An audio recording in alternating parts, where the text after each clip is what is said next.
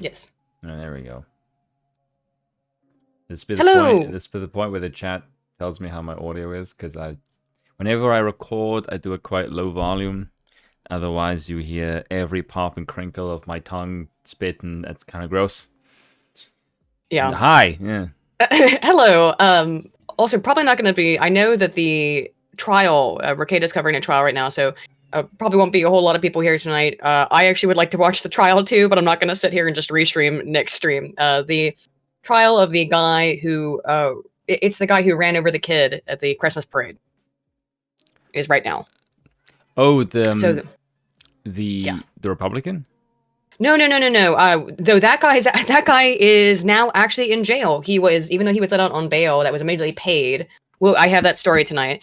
But the guy who last year ran over not a kid, a bunch of people at a Christmas parade, he's on trial right now. The Waukesha guy? Yeah, Waukesha. Waukesha, there we go. Yeah, it's my foreign ways. No, don't worry about it. No one could pronounce that word. I had no idea how to pronounce it. Daryl something was the name of it? Yeah, something like that. Daryl Brooks, that's it. Yeah. Thank you. So, oh my God. And first of all, his very first, like, the pre-trial even, he said he wanted to represent himself.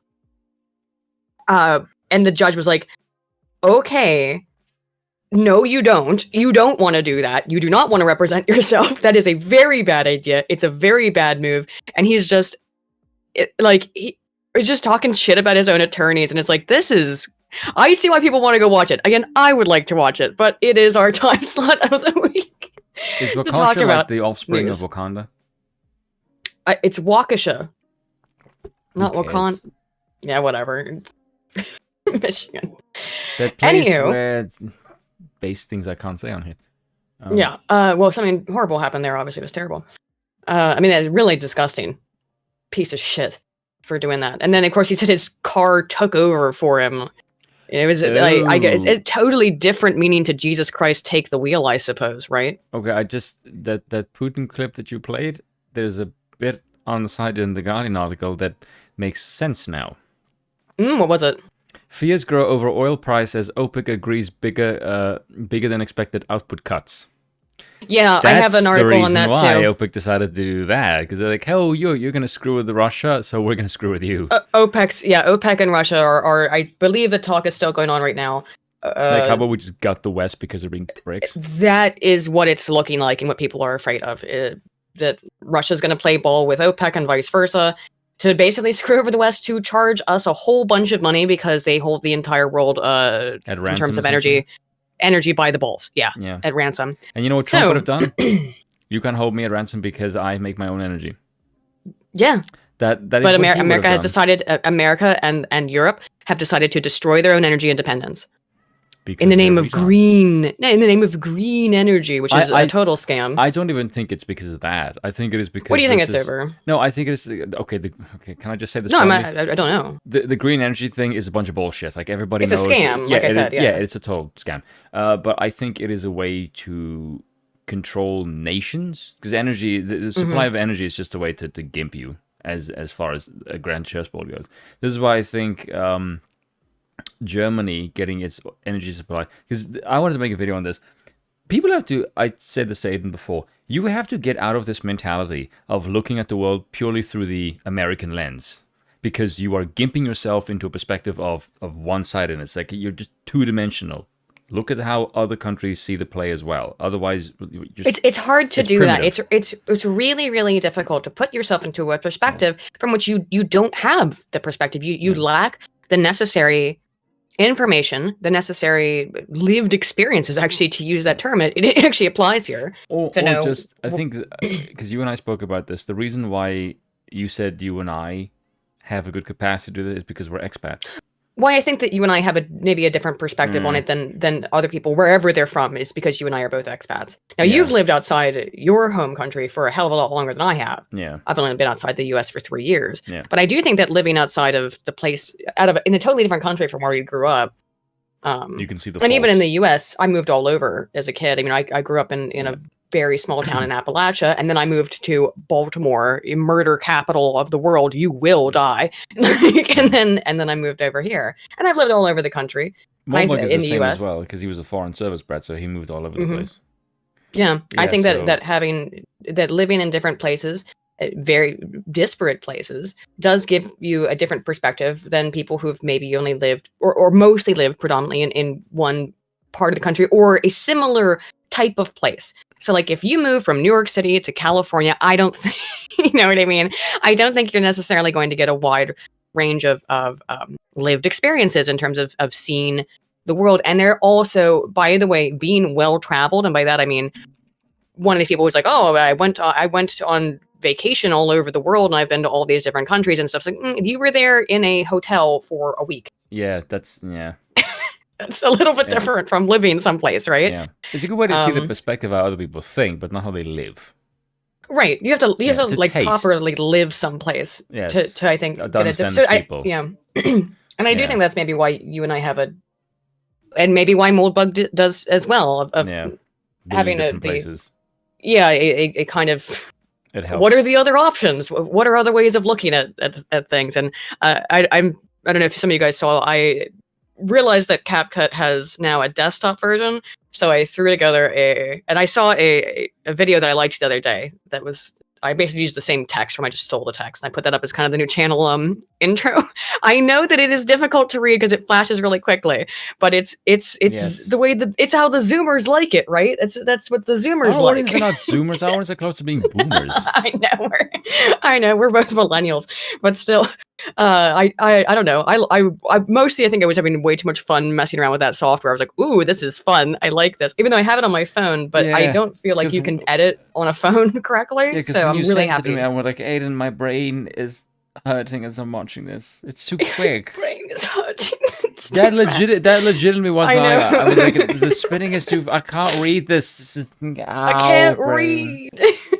I said it to Audrey as well. I just said, "What's your take on this?" And she was like, "I can't read this." I'm like, "Okay, it's not just me then," because I'm like, "My God, this is how quick Aiden reads." Because even I can't scan through how quickly it was moving.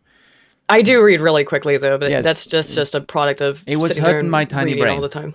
That's okay. I don't have a big brain, okay? I don't either. I'm just a speed reader. That means nothing.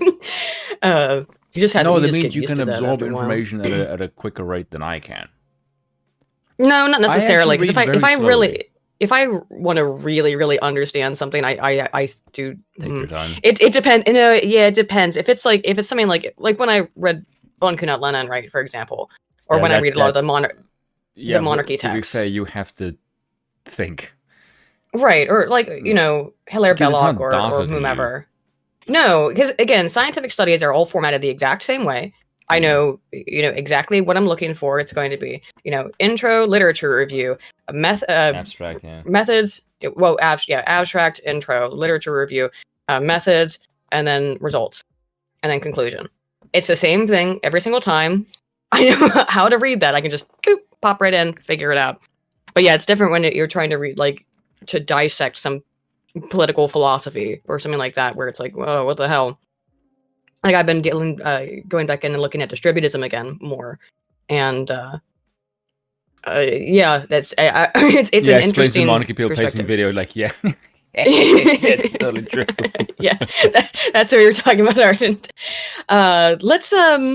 Let's get right into the news. By that I mean, let's talk about the Dan. Do not listen to any shit that people are saying in the chat, especially not from dating a Russian agent. Why would I have to date a guy? Why can't I date a female? You don't think Papa Putin would have female agents? He probably. Well, we know for a fact he does. Who was it who was banging the Russian spy before? No, that was a Chinese one. Oh, it was Chinese, right? That was Fang Fang, right? Mm-hmm, which is such. If that's a code name, or if that's a meme, that is a really good name, though. Fang Fang. Yeah, right. That's why I can't forget it because it's so good. He's still in Washington. I know, which is insane. Astonishing. You can sleep with a Chinese spy and just get away with it, I guess. Yeah, and you're still there, like, bitch, you beggars. But how are you still there? How are you not a national security risk? Yeah, I don't know. Who has any idea? Insane. Speaking of a national security risk, let's talk about man of the day, of the hour, that everyone is very booty blasted about, your countryman, Elon Musk. Ah, yes, it's good people. You want the Guardian article?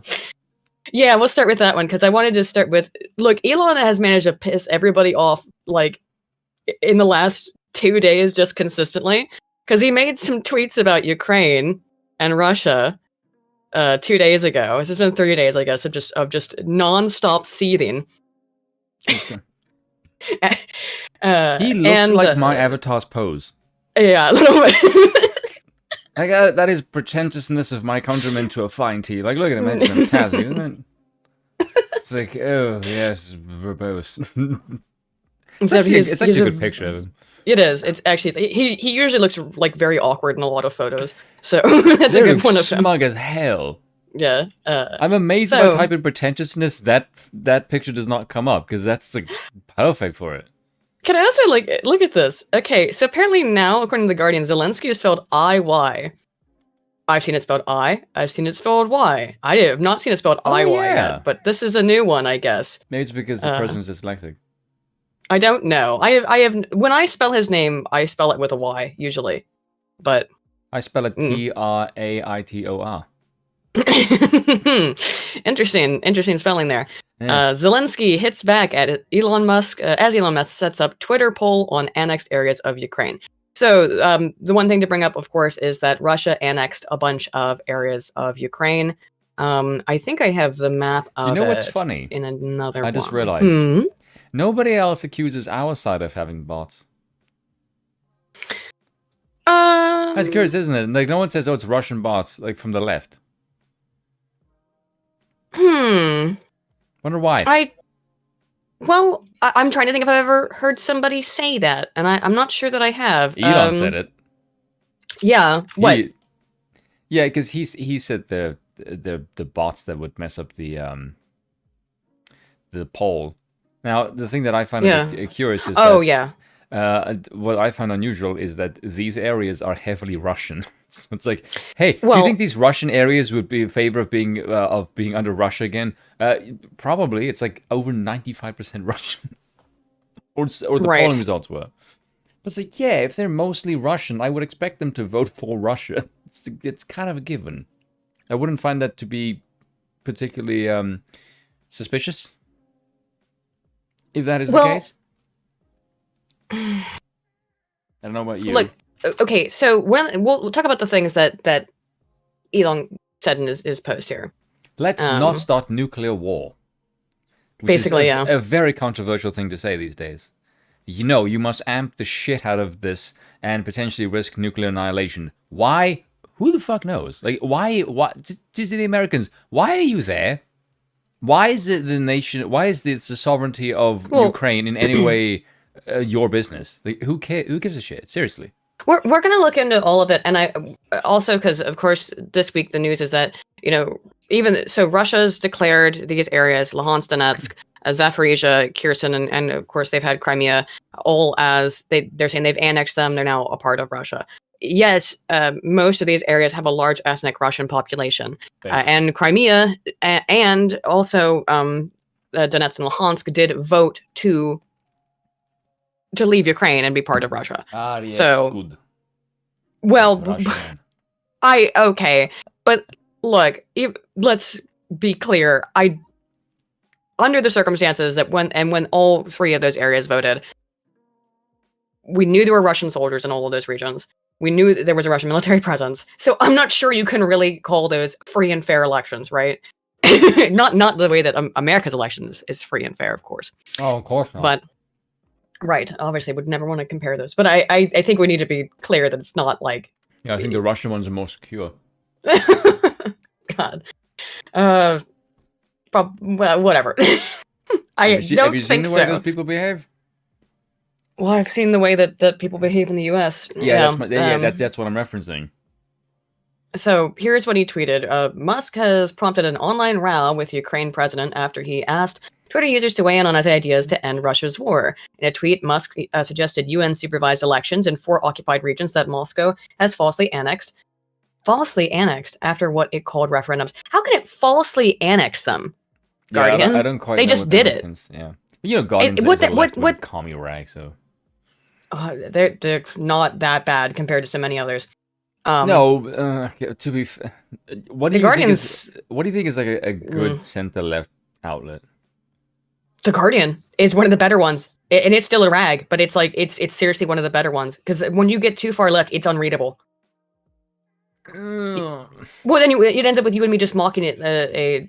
Like who's the worst in terms of like Salon. mainstream? Yeah, like a Salon article or a Vanity Dude, Fair or something. Yeah, the Atlantic is, the Nation is Atlantic, bad. Nation's Oh terrible. my god, the Nation is so fucked The Atlantic up. is bad. I think the Guardian is actually one of the. We use articles for them quite frequently because they tend to be fairly centrist, I would say, and maybe it's because they're not an American publication, but I don't know. Yeah, if we're comparing them by what we know, the ones we just listed off, oh god, yeah, the Guardian is the best. I feel gross just saying that. Like I feel icky. I know it's an icky thing to think. It is icky. It's very icky to be like, oh, the Guardian. Guys, do you guys can you name a lefty leaning outlet that is better than the Guardian? Because evidently Aiden and I can't think of one, and I actually can't. And I read news every damn day. CBC's okay. They're sort of center left, yeah. Well, you have to remember that almost all outlets are left leaning or center left. So you start from there. All the good ones anyway. At least for the left ones. Yeah. Okay, good is the wrong word. All the National Post, but yeah, they're center right. National Post is good. I usually, yeah, I think do I have a National Post article tonight? I don't remember. Well, what's the main ones that we read? I'd say Town Hall. I'd say Town Hall's good. My top 4, I'd say, or top 3 would be Federalist, obviously, AM Greatness, Town Hall, and Breitbart is up there. I like Breitbart. Breitbart is hit or miss. Is really hit or miss. Yeah, but there's one reason I like Breitbart is that Breitbart is very good at giving you factual information. Like it's very data driven, and I like that. What's the outlet that did the really big deep dive into Jan 6? They have absolutely great coverage. Revolver. Yeah, yes. Revolver's excellent. Of course, it's gonna name it for a gun. Yeah, Revolver's excellent. Yeah. I can't think of any other right-leaning ones that I would really. The even Fox is okay. Like New York Post, even though I oftentimes use New York Post articles, they are heavily the right editorialized. Okay, yeah. And that's my issue with New York Post articles, and the same reason I have a problem with Newsweek is really good if you want to read seething lefties. Yeah. Newsweek is really good if Salon by far is the worst if you just want to read like Salon is insanity. It's just pure drivel. Vox is really freaking bad as well. Vox is terrible. I can't believe. I mean, it's crazy that that's where Tim Pool came out of. Really? Yeah, pretty sure it was Vox. Yes, Sticks and Lotus. Yeah, Sticks and Lotus. Lotus is probably but those are independent. Those are independent creators, not legacy media. Yeah, but that tells you something, is the fact that the indie blokes can do better than multi-million-dollar industries. Yeah, and that just tells you that talent is really not bought. Talent is made by a webcam and an opinion. Yeah. Styx's predictions are very accurate, and he's very astute. He has very good takes on things. He's rarely incorrect. Do you know why Styx is so good, though? It's because he doesn't have... Because he knows... Because he doesn't have bias. Pool came from Vice, not Vox. They got him mixed up, but they're both terrible. I was going to say, there we go. Yeah, because I've noticed what Styx does, is he just he goes to Real Clear Politics, because that's an aggregate, and he looks at the polling, and he says, here's what the polling says, and then he looks at trends, and then he just reports on the trends. Like, what he does is not groundbreaking, it's just maths. He's just autistically good at it. Yeah. And then everyone's like, "Oh, look, it's a skill, a latest poll," and it's like a talent, probably. Like I know it Sticks does this every time there's a poll. He will mock it and just say, "This is a single poll. Look at the aggregate." Because I've noticed that sometimes he mocks a video where a poll just came out. Like I saw a poll a while ago, and it gave like who's the guy running against Herschel Walker? Oh, Warnock. Yeah, Raphael Warnock, and it was like a 9-point poll, and this is the one they reported on. It's like, dude, like your last 8 polls prior had Walker up by like 1 to 6 points, and then this random one that gives Walker 9, and then it's the one that the mainstream media will lead with. It's like, well, of course. Yeah, well, of course, because they're. This is so not helping your case. Like, you Yeah, already well, have no credibility. It's always about shady spin. It's shit. always about spin and about winning. So, speaking Democracy, of shit it. spin, people got so booty blasted about this tweet, thinking that Elon is pro-Russia. He's Pro-Russia, pro-Russia. He God. hates Ukraine. He wants Ukrainian people to die. And it's like, do we you see have like how peace? the whole point is? Did you miss the word peace here Yeah. in the tweet? If you scroll down to it says peace, he's trying to figure out how to create peace. Maybe. Yeah. Can we not blow the world to pieces? It would be nice. Yeah. The Tesla, particularly when Russia has more nukes than like every other country combined. Yeah. Tesla chief executive also suggested that. Sorry. Did you see what I think I see it's one of the U.S. Outlets said that? Oh, look, their nuclear weapons may be defunct. I'm like, you want to be the people that test that? Yeah. Do you want to go first? Yeah. Like to figure that one out. You first, honey. Okay. Yeah, I'm not a fan of that. I'll It's pass. like, oh look, your weapons don't work. Like, really? Are you wanna test sure that? about that? Comes John Cena breaks in. No. Or John Cena breaks into the room. Are you sure about that? I've never heard that. Why? That's really good. What? That's the way to describe him, though. Yeah, I know. Pulling a Totally Napoleon sucks China is dick. DRT is king for two says over under on Bolsonaro pulling a Napoleon 3. We'll have to see on that one. I don't have anything about Bolsonaro tonight, but it's. I wouldn't be surprised if he does that. It would sure be interesting. He is very Bolsonaro popular, actually. and it seems quite based. Yes. So have you seen his rally sizes?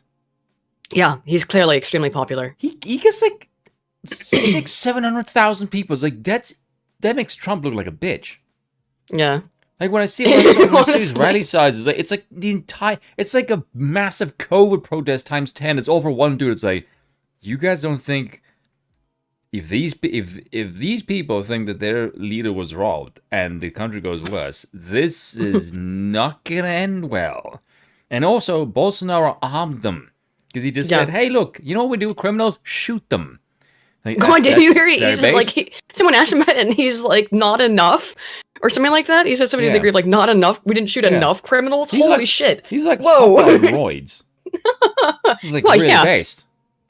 Yeah, well, he was like, hey, look, we have a problem with criminals keep getting guns. You know how we solve this problem? Arm regular people. Like, very based. I give agree. them a fighting chance, literally. I mean, that's why the Second Amendment works. Yeah, is because then you won't fuck around, or else, lest you find out. Yeah, very strange. But go on. I interrupted you. Oh no. In a tweet, Musk suggested UN supervised elections in 4 occupied regions. The votes were denounced by Kiev and Western governments as illegal and coercive. I mentioned that. Say that. No, I mentioned why they probably were as well. Do you trust the UN? No, but I also don't think that you can really have no, of course I don't trust them, but I also don't think you can really have any kind of fair election when you're being occupied by foreign troops. Since when does Russia give a shit about fairness? Well, I'm saying you can't really make the argument that these annexed regions voted fair and square. They want to be part of Russia under those circumstances, right? Anyway, Russia leaves if that is the will of the people, Musk wrote. The Tesla chief executive also suggested that Crimea... You see my point? Yeah. No, because I find it so funny because these people saying, oh, Russia doesn't have an actual democracy. And when they try to do it, the West just goes, oh, that doesn't count. It's like, fucking hell, you look like a shithead. I mean, you are true on that. You are true on that front. Is that there's nothing that... Look, Putin is the enemy. Make him look legit. Yes, Putin's the enemy. He's the evil, bad Putler man. It doesn't matter that Russia's a democracy. It's not a good type of democracy. Not a proper liberal democracy like Ukraine. That's getting slush funds by literally every single country that's opposed to Russia. That is totally not one of the most corrupt nations on earth. Yeah. But they're a democracy. But wait a minute, so is Russia. But Ukraine is the good type of liberal democracy. Alrighty. Okay. All right. In case you guys haven't look, I'm laughing even though this whole thing is absolutely tragic. It's terrible. I mean, people are getting fucking slaughtered, and it's one of those things where if you don't laugh, you cry. But what I do find really fucking frustrating though is what people in the West saying shit like that, like, oh, Ukraine is a Western liberal democracy. That's what Adam and Sitch think, which is fucking insane. Well, they're not the only ones. I see that's a very common talking point that we need to, help out our fellow Western liberal democracy. They're just like us. I'd like, do you have any idea what has gone on in Ukraine over the last, just 20 years? Ignoring the fact that they're a post-Soviet state. Ignoring the fact that the country made up of Ukraine, that what you call Ukraine, is actually made up of a bunch of different areas that have a lot of different ethnicities in them, and this idea of Ukraine is relatively new, right? As a cohesive state that includes all of these people. Can I just say that that's only 20 years old? This is the thing.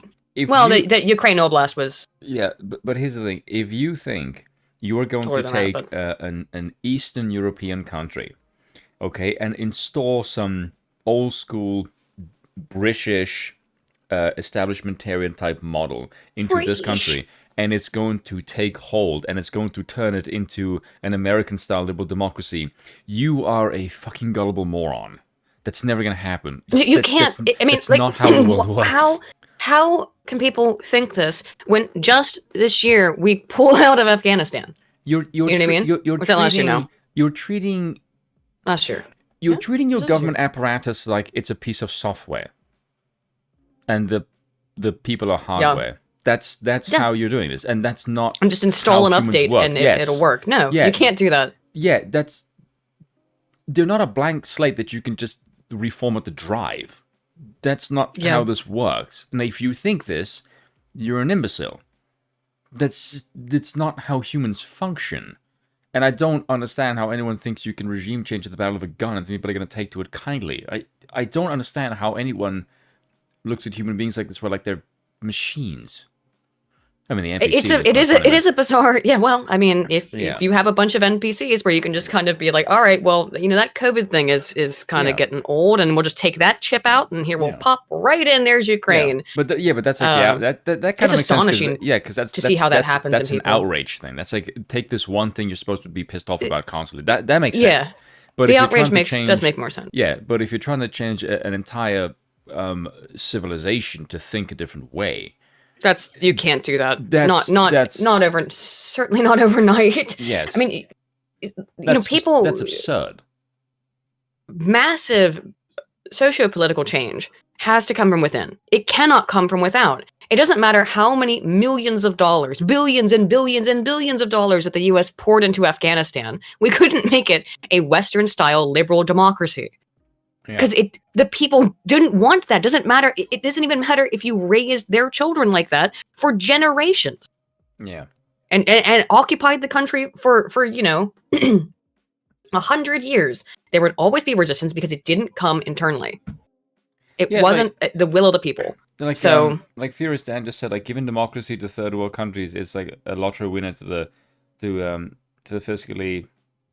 Well, irresponsible. Because because that is what you're doing. Because whenever I see, the whole point of democracy is you need sane people. Like, even the original in America, it was you need to be a landowner, so you have stake in the community. So if you give it to everyone, and then you have people who have no fucking idea how to lead a country, it's like, you're surprised this ends up a corrupt shithole? It's like, and who have no stake, inevitable. And people who have no stake. Yeah, it's like if nuts.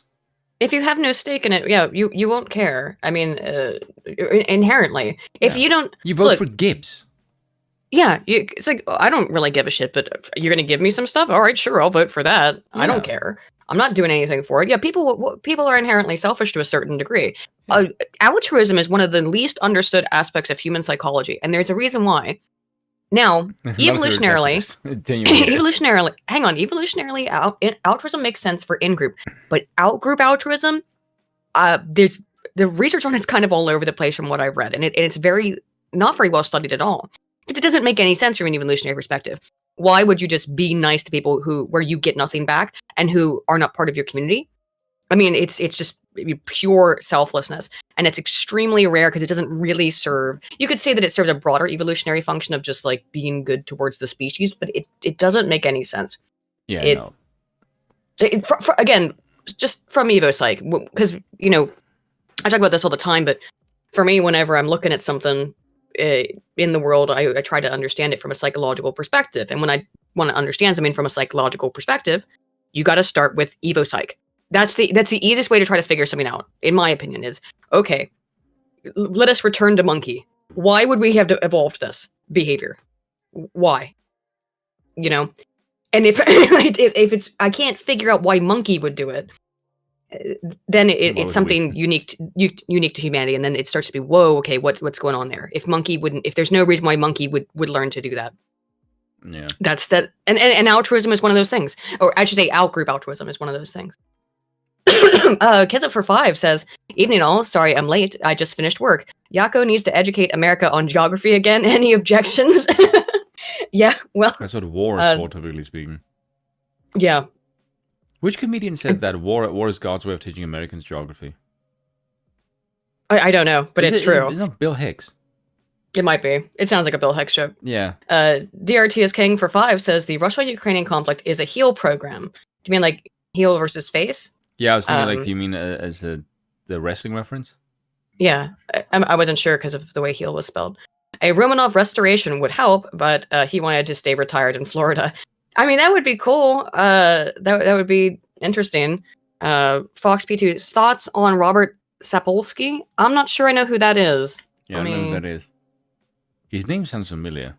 It does. That's why I said I'm not sure. Please do give us 10 seconds while we look up this person's name. I've seen this guy before, but I'm not familiar with his work. I've certainly seen his face because he's got he's got an interesting hairstyle. But yeah, I don't know anything about him. Oh, what does he do? Professor biology, evolutionary neurological sciences. I probably would find his work very interesting. So I'll have to look into him. Let's get back into the Rob, you're fine. Don't worry about it. No, the Musk Twitter poll. Shitstorm. So he says, Ukraine-Russia peace. Redo elections of annexed regions under UN supervision. Russia leaves if that's the will of the people. If you do it under UN supervision, by the way, the UN is not going to... Is very anti-Russia, so I don't even know if that's a good idea, Elon, because that's just putting under another corrupt... let's not even say corrupt. Another group with a motive and a desired outcome. Yes. If Russia's running the show when they have the elections, they have a desired outcome. If the UN's running the show, they have a desired outcome. There's no neutral party here. That's the problem. Hey, look, more South Africans in the chat. Unless you could find some neutral party, but I don't know who'd be neutral here.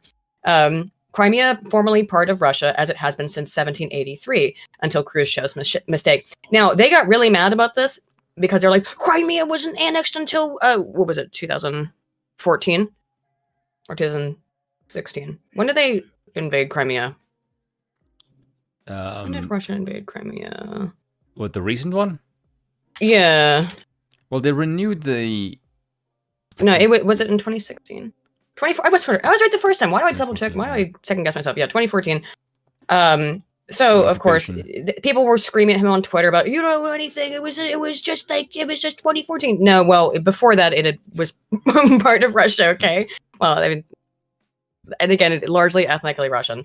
Water supply to Crimea assured. People probably don't know anything about this, but when Russia took Crimea, the Ukrainians blocked up the river and denied fresh water flow to the region. Someone in the chat says, hello, my fellow South African. How are you doing? Big fan of your spoon. Thank you very much. After internet, I start to question history. Here is the monarch's tribute. No, that's very nice of him. Well, thank you. Yeah, that's Rand, by the way.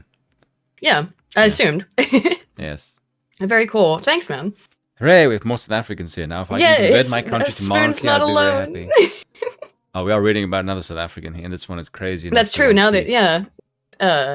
And look then Ukraine nice we are neutral. to the globe. We give Ukrainians all this kind of stuff, and then we're nice enough to be abused by them and not lash out and instantly fucking ban them the second Elon Musk gets hold of Twitter, which is what I so would have done. With like, you're a dickhead. I'm just gonna fucking block you, and I'll just take away your Starlink because you're being a shithead to me, and I was just nice to you. Bruh. And then just go like pro Putin. Hey Putin, you want to do a deal? The results of the poll were skewed. 40.1% yes and 59.1% no. So, in other words, no peace. No peace. Yeah, cool. Right?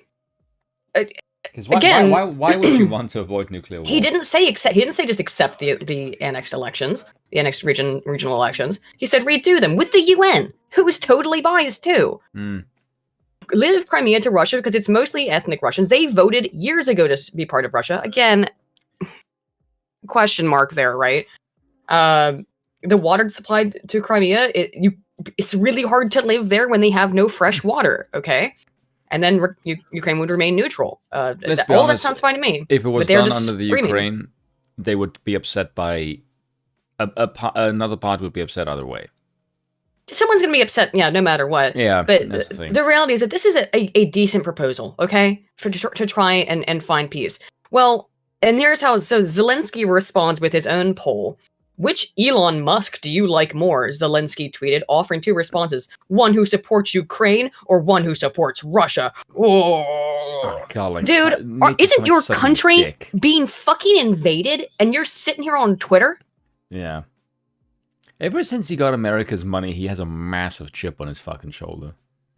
Well, we'll talk about the money here in a minute. Yeah, we'll talk about the goddamn money here in a minute. And thinks he can do whatever the fuck he wants because Billy he's bankrolled by Western. Yeah. He thinks he's bankrolled by Western powers. If America put its money and the Western world right now, he would cuck like a bitch. Oh, instantaneously. So the response to his poll, by the way, was 78.8%. Putin would get me too by this motherfucker. I know. They like the one who supports Ukraine more, of course. Yeah. Which is FDR. It gets worse. The Ukrainian presidential aide, Mikhailo Podolyak, suggested, quote, a better peace plan under which Ukraine took back its territories, including Crimea. Russia was demilitarized and denuclearized, and war criminals faced an international tribunal. Yeah, that'll happen. That's not a peace plan. That's a surrender, you dickhead. That's surrender and humiliation of your enemy. By the way, you want to know what happens when you humiliate a conquered foe? And this is never going to happen, but let's just then you get a little Hitler. You get a little Hitler. That's what happens. You get a little Treaty of Versailles.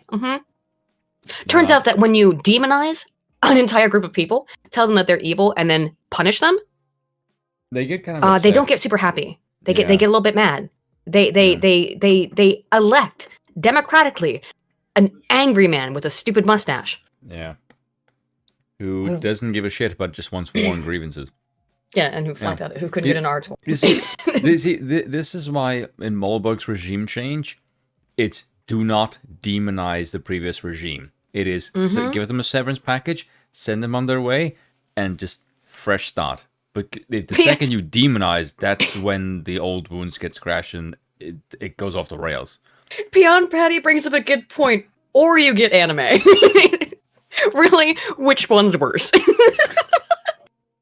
You're asking me to choose? Between Hitler and anime? Well, yeah, which one was worse for the world, really? Well, the one that gets rid of it. I mean, sorry.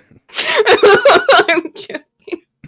Sorry, I had to make this joke. And actually, I know. I wonder if a few people on the right that, because if you like look at Paul Reno, this like there's so much hatred against the Jews, and I'm like, I don't have a problem with the Jews. Yeah, Japan wasn't humiliated so much as they were just utterly defeated. Yeah, just they were utterly and completely defeated. They weren't humiliated internationally, which is what happened to Germany after the Treaty of Versailles. Student of history for two says, ask the Etruscans about how humiliating Rome worked out. Ooh, they did get fucked for that one too. There's barely any even evidence that the Etruscan civilization even exists. To a certain degree, Rome rolled over them so hard. Yeah, you don't beat someone and then humiliate them post defeat. Like it doesn't end well. It makes people angry. It makes them resent you, and it's that same thing where as trying to beat democracy into people. Yeah, you're not gonna beat democracy into people at the end of a gun. You're just going to make them hate you. The same way that if you're like, we'll conquer you and then humiliate you, it's not going to make the people in that country not, change their opinion on whatever they were doing beforehand that you want to punish them for. It's called psychological reactance, not how it works. Especially Germany. Like the Germans I know are a very, very proud people. And also they have the right to be. Like, well, I mean, it's only because of Uncle Sam, because like if if Germany were to get rid of America's influence, oh my God, Germany would. Well, we've never left dominate. Germany either in terms of militaristically. Yeah, but like Germany would dominate Europe. I'm okay with that. As Germans are good, as long as they don't. I actually don't like. I don't have an issue with the Germans. Germans, especially their engineering prowess, is second to none. Like, Germans fucking kick ass. Like if you want, It's too bad they keep trying to destroy Europe. Well, to be fair, including currently. Look at you, Angela. Okay, well that's destroy themselves. Well, they've taken Europe with them. That's more like Mama Merkel is the Antichrist, and she's terrible. That's the kind of shit that makes the next leader more 1940-esque. Yeah, and again, we know historically what happens when you try to humiliate the losers. Okay. And Russia, and the thing is, Germany has the prowess to build an arsenal with which to stop it. That's the problem. Is that the Germans' biggest weapon is the fucking insane brains. For whatever reason, the German race or ethnicity, whatever you want to call them, is very good at producing insanely cool shit. They're just like engineering-wise, they are very built for that. Don't know why. That's something that they're very good at. The same way the Spanish is very good at pillaging and looting. The Italians are very good at gangsterism. The Italians or the Irish making whiskey. Same with the Scots. England is very good at conquering the world and doing governments. Very good at conquering the world. Yes. The Dutch are good at making windmills, cheese, and having prostitution and not having social decay. I don't know how the hell they do that, but that's... Windmill tilting clog botherer. Maybe that's because all they sent their main next to South Africa. Maybe that's why. And for some reason, the South Africans did their thing there, which they say, hey, look, all of you that don't look like us, we're just going to segregate you, and then we're going to run the country. And that proved to be quite efficient. And then they brought in people who don't know how to do that, and then the country just went to shit. So yeah, every race, every group has their thing. Well, different cultures are different. Different ethnicities have different things that they value, or cultures have different things that we value. I mean, I think it probably the Italians. You make good wine, and your food is fantastic. It probably does come down to the same things, I would say, generally speaking, at a very broad level, as like moral foundations, where cultures also have sort of moral foundations of all cultures, generally speaking, think the same, value certain things, right? Value the same things, but to what degree are they prioritized are different, right? I would imagine that if we're going to broadly categorize cultures, it probably follows along those lines. No culture that survives thinks that like baby rape is good. You know what I mean? We're monetized immediately for me saying that. God damn it. Well done, but then you have. As soon as it came out of my mouth, I was like, "Why did you say that?" But no culture thinks that's good if they survive, right? There's nothing that unethical that can exist. No, but like the same with like Eastern European cultures. Circumcision's a thing, but and it's the same way that Eastern European countries, they tend to favor a strongman leader. They're more like monarchical in nature. Like, I don't have a problem with that. Like, if this is the way that you choose to run your country, if people are happy with a strongman leader, they're happy with their king or the queen or whatever monarchical figure they have. I don't see why you need to go fuck with it. Like, like you're not a democracy. Yeah, democracy is cringing gay. The monarch is doing a good job. Like, I don't give a crap. Like, Dare I ask, what is America good at? Do you want my honest answer, or do you want me to give a jokey answer? There's a song I'd like to sing, but it's got slurs in it. It's from Fireside Theater, and because the thing is, America is a land of different cultures. So if you want me to narrow it down to a few things you're good at, I'm gonna give a very based but very politically incorrect answer. I'm trying to think of some way I can censor that song and still be able to sing it. You go ahead and try to answer. Wait, neither of us can answer in a way that would not get us fucked up. What America's good at? Yeah, that's America, buddy. What is America? Well, it's and with noses as long as your arm. It's and honkies who never left the farm. That's that song. I just can't say any of the lyrics. It's all about diversity. It was just you know how you gave me shit for not being able to say the F word? This is so not helping your case. I I didn't say any of it. I didn't say a single word. As soon as you said nose as long as your arm, that's kind of a giveaway. I don't know what you could be referring to. Susan, I didn't say The anything. whole chat knows. There's only one group of people that does that. It's so funny. It's so funny. No, it's a hilarious comedy album from 1971 or 79. I can't remember. No, 71. Yeah, 71. Things that America are good at. Crime, obesity, and getting upset at the most frivolous of shits. That's yeah, most likely. Yeah. We're I can tell you what my country is good at. What? Football? Rugby, farming. Rugby. There you go. Not football. I forget which one you like. And copious amounts of corruption. That's generally my country. That's the polite thing. Other things I want to say, I can't say here. Yeah. It starts with A, it ends with a D. Let me get through this article. We've been on this for nearly an hour. And only on the first thing. It's interesting, though. I like. Kizza makes a good point, by the way. That is totally true. Really super. Oh, sorry. Let me also read the chats here while I'm taking a break from my slurfest. Ardent Party for Two Canadians says, thoughts on EU making English their lingua franca. I didn't know that, but it makes sense. English is far more commonly used around the world. I'm astonished that Germany or France, in particular France, would agree with that. Speaking of which, DRT is king, France delenda est. Oof.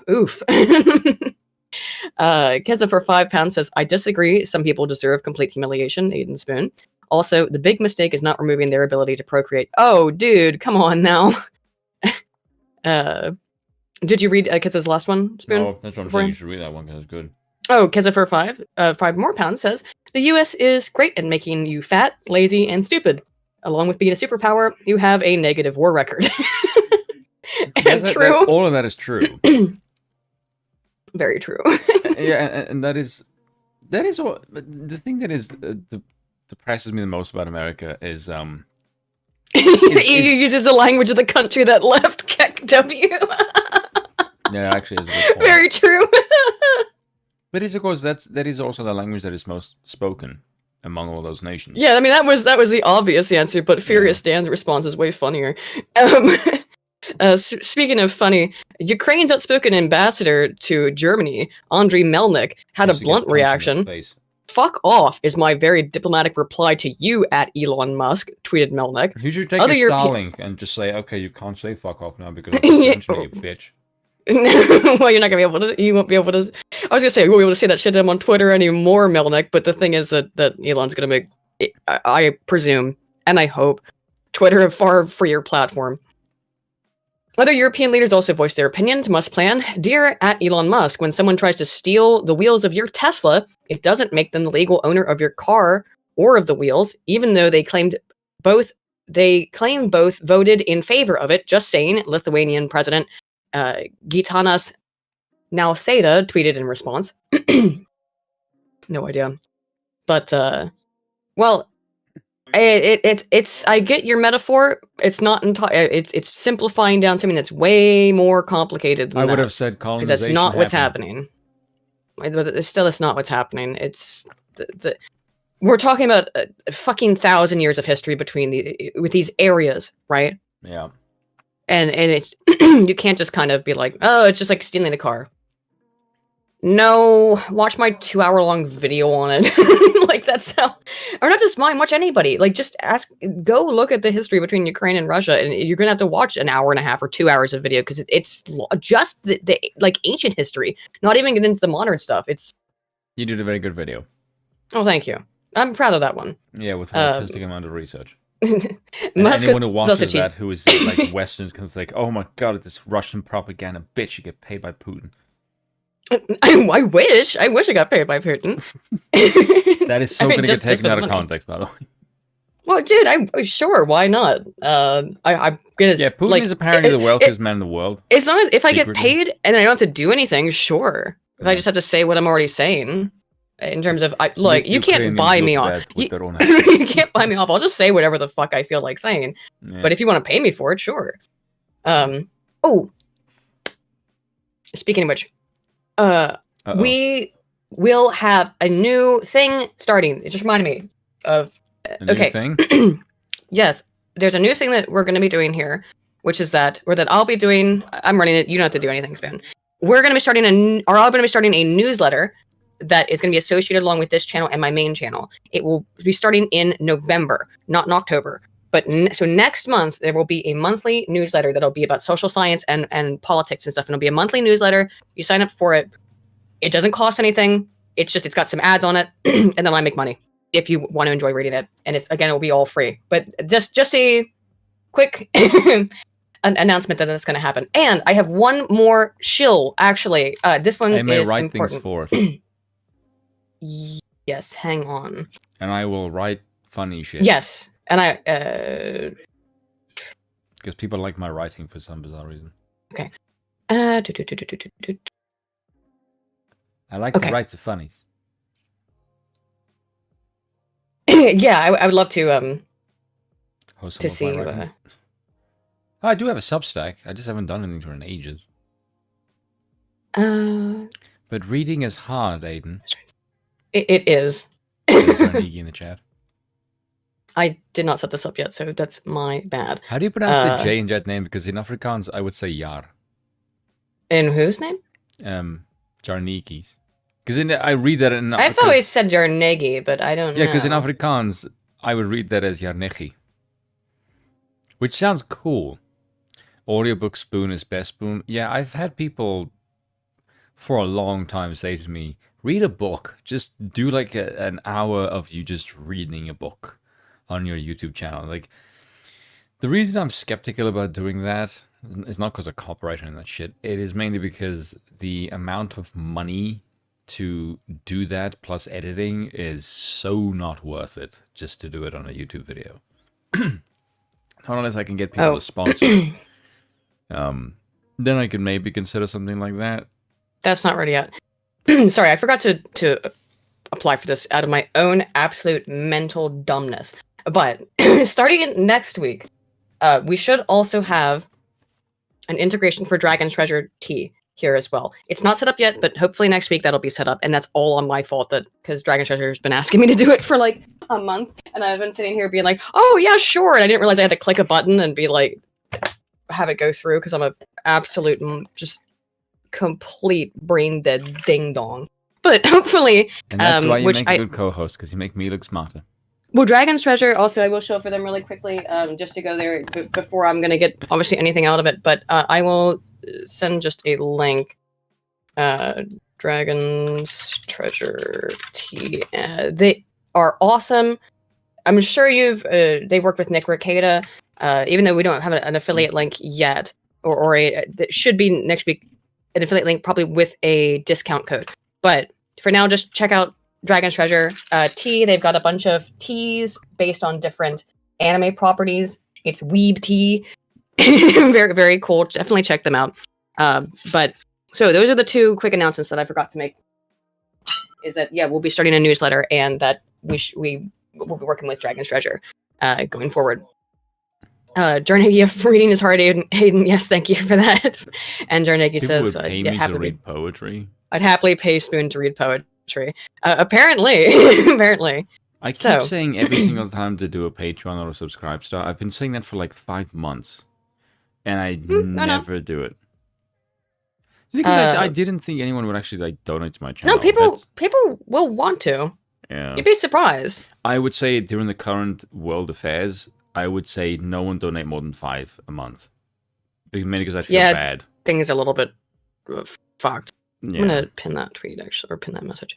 Okay. A spoon body pillow. Well, if you want a body pillow that looks like my avatar, that's just a big spoon. That. You can spoon with it. Get it? Yeah. See, that's kind of funny. It is funny. I would actually like a plushie of my character.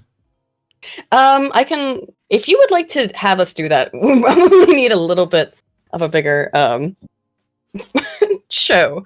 But because I've seen Drinkers One. Drinkers One looks awesome. Yeah, they've done those all through the same. I forget if it's through. I know who did it, because Adam and Sitch had it did that. Also, of course, Smaller and all of them did. So,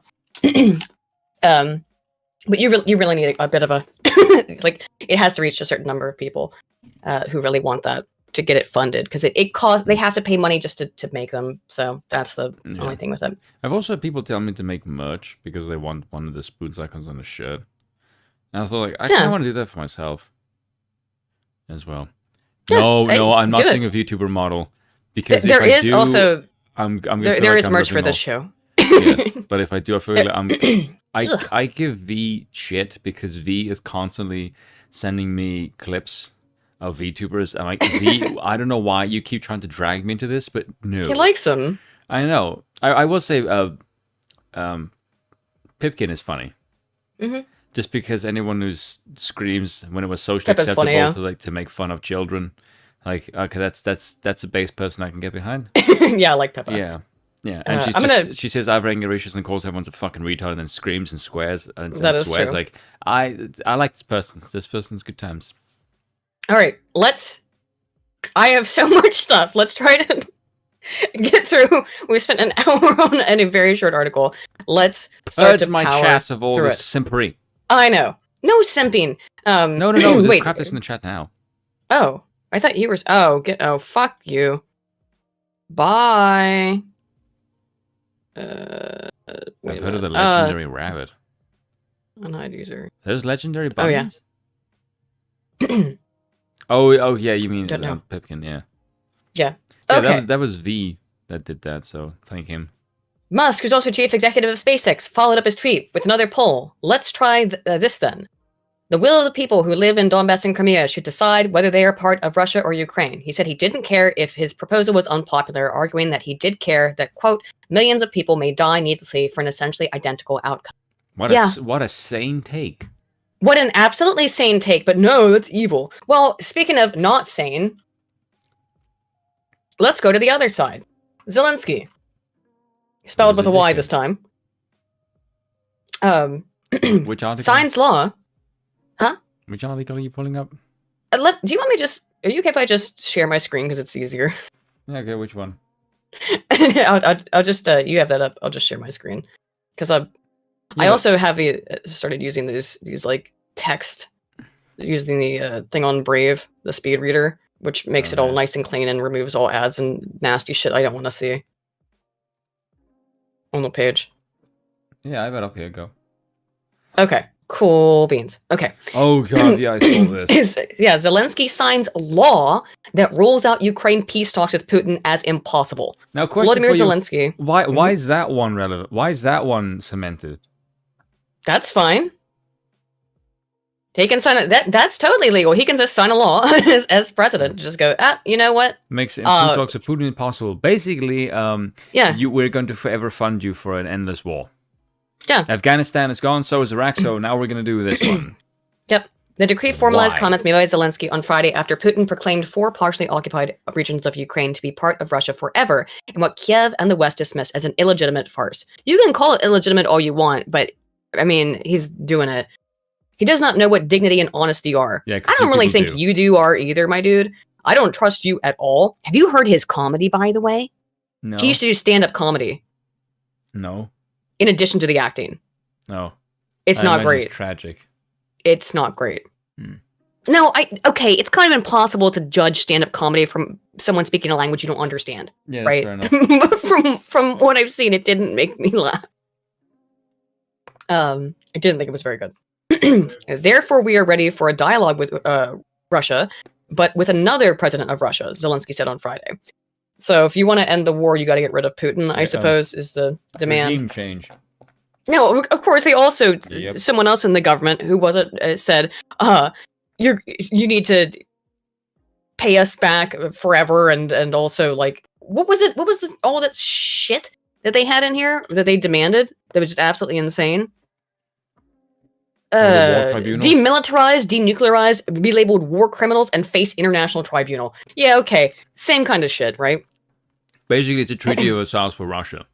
Right. Yeah, war guilt clause. Right. The Kremlin responded to Zelensky's move by saying that Russia will not end its special military operation if Kiev rules out talks, adding that, quote, it takes 2 sides to negotiate. True.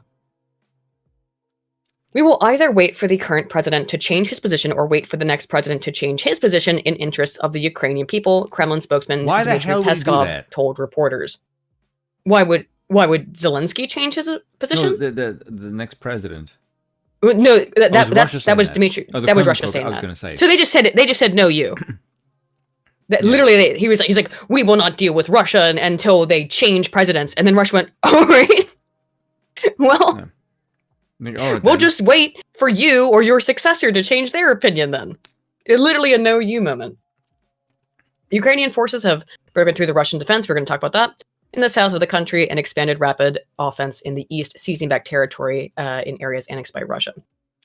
My biggest fear of all of this is that other countries are going to look at the West funding this shit for seemingly no fucking reason, and other countries are going to go, if we don't get off America's tit, they're going to do this to us if we don't play ball. This is our best chance to get the fuck out of Dodge. Yeah. And this has a lot of potential to backfire on the Yanks and utterly ruin them as the unipolar world order. I mean, that's going to happen anyway. The world is reverting back to multipolar. That is abundantly clear. I mean, if you don't see that right now, when you're not fucking paying attention, I just want to see how badly it's going to go. Because it looks like the Yanks want to go out with a bang. And by that, I mean kill other people needlessly, because it's a dying monster. And it's gonna end badly for the American people. Yeah. I don't know. Look, this whole thing is such a shit show. U.S. announces new $625 million security package for Ukraine on October the 4th. Yep. Again, this is a military package.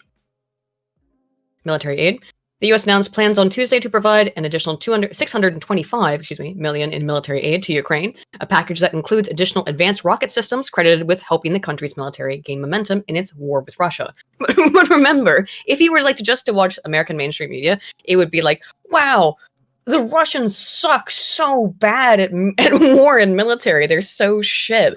They're so fucking awful. Why did they ever think that they could attack Ukraine? And it's like, the entirety of the West is propping up Ukraine militarily. Yes. Maybe that's why. Did you think about that one? Oh, you didn't think about that one? Okay. Well, maybe it's not that Russia's military is so pathetic, more that the entirety of the West is propping up Ukraine with their technology. We don't have the money to fund the border security, but we can send over $80 fucking billion into the cesspool that is the Ukrainian corrupt government. Why? Who the fuck knows? Why are you there? Yeah. What is of America's benefit in this instance? Have you noticed no one in the media said that? It's Joe Biden. It's because Joe Biden's got his fucking thumb in the pie. Yeah. His dirty business and Hunter's dirty business is all over Ukraine's politics.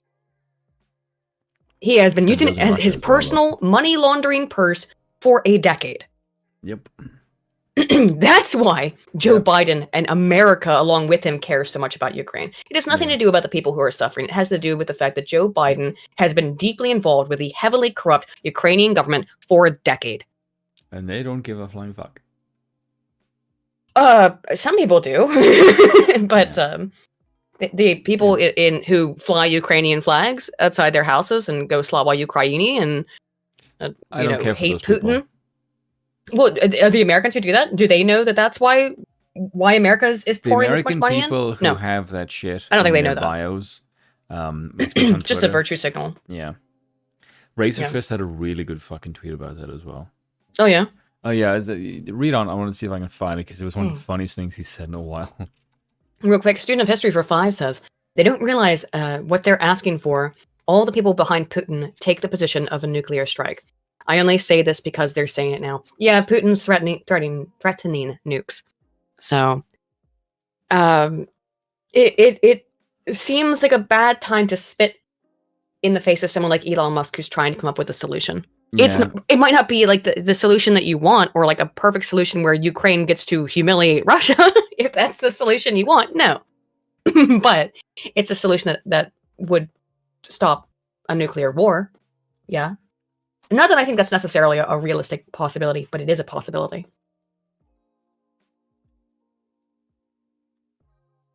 Goddamn, my allergies are getting bad. I'm about to take a pill here in a minute. Give me. Well, you're doing a thing. I'll finish this up, but I've been. Yes, we're gonna take I've a been taking 30-second break. Well, no, I'll just keep reading, but I have to take an allergy pill because you can hear my voice fucking up. It happens all the time. Just have to take an allergy pill and it'll be fine. I usually take one before the show, but I forgot.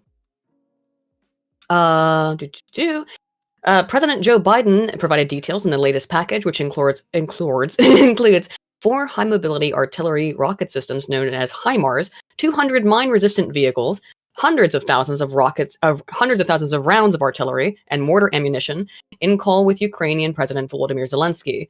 Here we have Zelensky said with 2 Ys.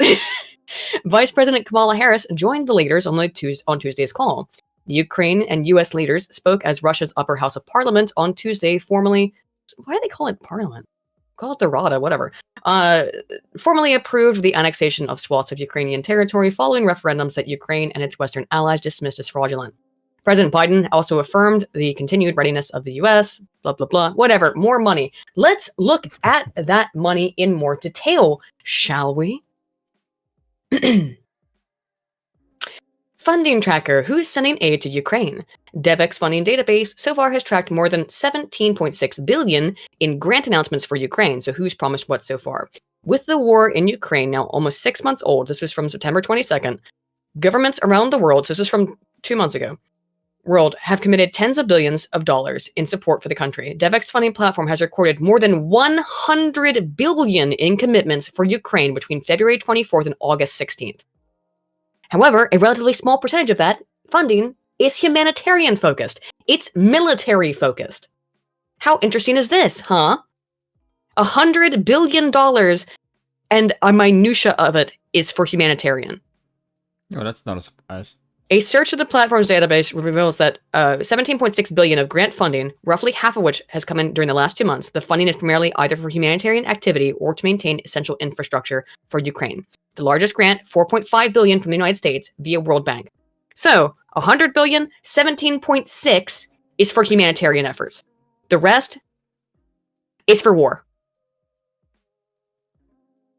Yeah, so basically the US taxpayer is funding a proxy war against the Russians. Mm-hmm. For what? Why? Well, and specifically, it's in loans or repayable finance. So technically, Ukraine owes the vast majority of this back to the rest of the world. Which is never going to happen. We can see that the split breakdown by nation, right? Or, well, by group here. European Union, 535 million in humanitarian funding. Wow.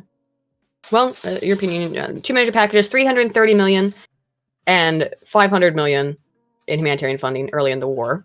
So total of over 800, nearly 900 million. It also co-hosted a pledging summit for Ukraine with the international movement Global Citizen and the Canadian government, at which the EU pledged 600 million euros to support Ukraine itself. Another 400 million. By support Ukraine itself, that means they just gave them a blank check. 400 million to support other countries that have taken on Ukrainian refugees. In addition to humanitarian grant funding, the EU has provided several packages of loans and other finance both directly and through the EU Investment Bank. Meanwhile, the European Bank for Reconstruction and Development, which is partially owned by EIB, that's the European Investment Bank, and the EU and its member countries, has made 2 billion in loan finance available. That's chump change. The US government has announced several packages of emergency funding for Ukraine, the latest worth 40 billion, split relatively evenly between military support and humanitarian aid, according to the New York Times. Evenly. It's not relatively, but whatever. 95 DevEx to 5 funding. is not, yeah. Yes. DevEx funding platform also includes another announcement from the US, including 1 billion commitment earlier this year. Again, add that additional $500 million for military that just went up. The UK has committed a total of £1.5 billion in humanitarian economic support for Ukraine. It has sent another 2.3 billion in military aid. Are you seeing a pattern?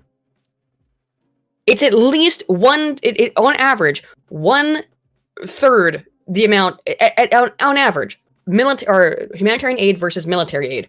This is a military operation that the rest of the world is funding against Russia. This is not humanitarian efforts. Germany's leaders have faced criticism for not supplying enough arms to Ukraine and for taking a more cautious approach to the possible defeat of Russia. However, Germany has been relatively generous in supplying aid, a $1 billion grant. Again, Germany gave them $1 billion and then got criticized for not giving them guns and missiles and rockets. Yeah, why do you think that is? Uh-huh. Yeah. Because this is about a proxy war with Russia. This is not about helping the people in Ukraine. It's right here in the... What other evidence do you need than all of the fucking numbers? The cold, hard billions in cash. Yeah. And you see where it's going. Is it going to humanitarian efforts? A little bit, but mostly it's going to military. Yep. I don't know how else to illustrate it better. And there's a reason why Germany is not giving them any weapons. Because Germany wants to do business with Russia. Yes, Germany wants to do business with Russia. Yeah. And they got their pipeline just blown up. Yes. And it's because from what I read, the Germans were not aware that the Americans were going to do that.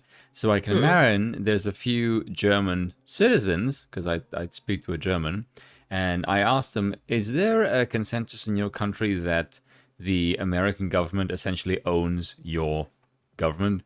And he said overwhelmingly, like, yeah, okay, yeah, because I saw protests of Germans who essentially said, stop with this bullshit, do business with Russia. We don't have, that is an American problem. We don't give a fuck what the Americans think. Do business with Russia. We don't have a problem with them. We like their oil. We do good business. Please shut the fuck up and stop the crap. So when Russia does not get any weapons, or when Ukraine does not get any weapons from Germany, it is because the Germans don't have the animosity that the fucking Americans have with the fucking Russians.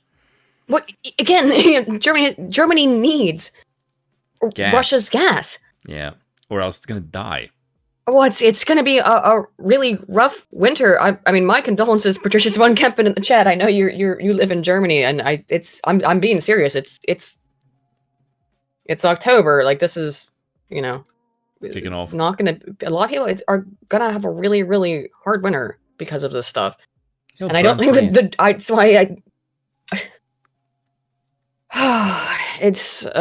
it's horrible. So Putin's speech on annexation. Couple days ago, before some of the things we were talking about, Putin gave a speech. Whoever writes these speeches is very good.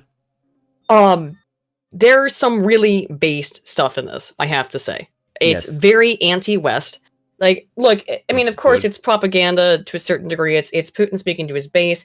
Of course, he's going to be right. Well, right. I mean, look, it's what it's going to. Like, you're always going to get an element of propaganda. It's the galvanize. But rather than watch the speech, because it's 37 minutes long, and it's obviously in Russian, and I'll sit there and read subtitles. I just have, and by the end of it, you'll be supporting Russia at the end of it. Yeah, this article has the key, the bangers, right, to pay attention to. Key points. The thing that Razorfist said on Twitter was, did you know before the field of psychology was better developed, many Gilded Age politicians proposed that the mentally ill be catalogued and either carry a card or armband to signify their apparent mental status. Today we call that a Ukrainian flag icon. Which is so fucking... Have you seen the memes on Twitter? Yeah. Which is that, hey, look, I see a Ukrainian flag, so I'm going to see the dumbest thing I'll see all day. Right. Well, I mean, that used to be the case with the rose, or was it a tulip, whatever, the tulip, or the, obviously, hammer and sickle. Sometimes that can be ironic, so that might be funny. But, okay, defending our land. These are just some quotes, translated from Putin's speech to English. We will defend our land with all the powers and means at our disposal. In 1991, in Belovezh Forest, without asking the will of the common citizens, representatives of then party elites decided to destroy the USSR, and people suddenly found themselves cut off from their motherland. This tore apart and dismembered our nation, becoming a national catastrophe. I admit that they did not fully understand what they were doing and what the consequences of this would inevitably lead to in the end, but this is no longer important. There is no Soviet Union. The past cannot be brought back, and Russia today does not need it anymore. We are not striving for this. The battlefield to which fate and history have called us is the battlefield for our people, great historical Russia, for future generations, our children, grandchildren, and great-grandchildren. He's talking about the areas that he believes Russian have been cut off from Russia, after the fall of the Soviet Union, that he believes are rightful Russian clay. You can disagree obviously, but a lot of those areas that he's talking about, Donetsk, Luhansk, Crimea in particular, are predominantly majority ethnic Russians. The sovereignty That's angle not, is very much a Western perspective. yeah, and again, Yeah. it relies very much on not having an understanding of the relationship between these countries, these areas, and even again that the idea of what is Ukraine is kind of a hodgepodge of areas that were not historically a unified country, right? That didn't exist until 1991. A message to Kiev. I want the Kiev authorities and their real masters in the West to hear me so that they remember this. Goddamn. The people living in Luhansk and Donetsk, Kherson, and I pronounced it right before, Zaporizhia, are becoming our citizens forever. We call on the Kiev regime to immediately end hostilities, end the war, and that the war that they unleashed back in 2014 and return to the negotiating table. Again, Russia does not see the 2014 election as legitimate in Ukraine, and if you watch my 2-hour-long video, you would see the arguments for why. In particular, I don't blame them. Oh, Victoria Nuland, or is it Jessica Nuland? Why was I talking about Jessica? It's Victoria. Victoria Nuland, straight up. Fuck the EU. Yeah, fuck the EU. And here's what we're gonna. Yeah, so here's who the US wants to put in power in Ukraine, and fuck the EU if they have anything to say about it. They openly talk about who they want to have in power. It's like, who the fuck are you to tell these people? When people got shot at the Euromaidan protests, the doctor who investigated that, who by the way was not pro-Russia, was a pro-Ukrainian nationalist, said it. Yes, a pro-EU one, more specifically, a pro-EU, pro-Ukraine, not Russian-supporting nationalists, said it was not the Russians who did it. It looked like Western work. The people who got shot in the Euromaidan. So, I mean, like, that's just, we can go, again, you go through 2 hours of how much this stinks of what happened in the Euromaidan in 2014. But, yeah, I think as soon as they get into power, hey, guess who's on the board of Burisma? Joe Biden's kid. Isn't that fucking convenient? Well, that was already happening. That was happening simultaneous to this. To Euromaidan was that Joe Biden, who was vice president at the time, got his kid on the board of Burisma, which was the leading energy company in Ukraine, and had an exorbitant amount of power, including political power. And what did Hunter Biden bring to the board? Well, he's a crackhead, so he doesn't know anything about energy, but he sure could set up meetings. Yeah, he sure can set up meetings between, and there's countless emails. Him emailing, we'll set up a meeting with my dad, or him being emailed. We'll set up a meeting with you and my dad to talk about whatever. That never happened. With Burisma. I don't know anything about it. Oh, of course they don't know anything about it. Your father. Well, they sure do. Yeah, thank you. We have the emails. Great meeting. Thanks for letting me meet your dad. We've seen all this shit. Again, it's in my video. I could bring it up. I've got the data in my Google Docs, but we're treading old ground on this, and it's a foregone look. Okay, it's a foregone conclusion that the U.S. was doing weird stuff in Ukraine. Okay, you can say that. You can absolutely, of course, be of the position that the U.S. didn't directly interfere with the revolution, the color revolution in 2014, the Euromaidan. We were certainly benefiting from it, though, right? I think that's hard to deny. That all of a sudden, the pro-Russian elements in Ukraine were gone. The whole government changes to be very pro-Ukrainian. It becomes very anti-Russia, which is in the benefit of the United States and a lot of the European countries, because again, they want Ukraine's wealth of natural resources, and they want control of it. Yeah, because Russia's exports of gas travels through this, so it's basically just a way for them to loot the country. Which is just so fucking horrible. Like Nancy Pelosi, you haven't done enough insider trading in your own fucking country, you greedy cunt. I got a video of her earlier or later. Nancy Pelosi. Yeah, she said some shit about. You have an antichrist. I know she said some shit about the hurricane in Florida, which is just repulsive. Dreadnought for 5 says, I think Zelensky's a tool, but seeing what the Russians have been doing in Ukraine has brought me around to the idea of supporting the UK's military. Tell that to the Russians. You mean Ukraine's military? Getting shelled. To be honest. I mean, look, war is awful. war is always hell. War is terrible, and this is particularly disgusting because it is a brother war. Okay, Yeah. the Ukrainian and Russian people have a lot of shared history. I don't know why the West is getting involved in family matters it doesn't fucking understand. Yeah, that's the other thing, is that the West doesn't understand largely. It is so, Dreadon, I understand why you feel that way. I completely understand that.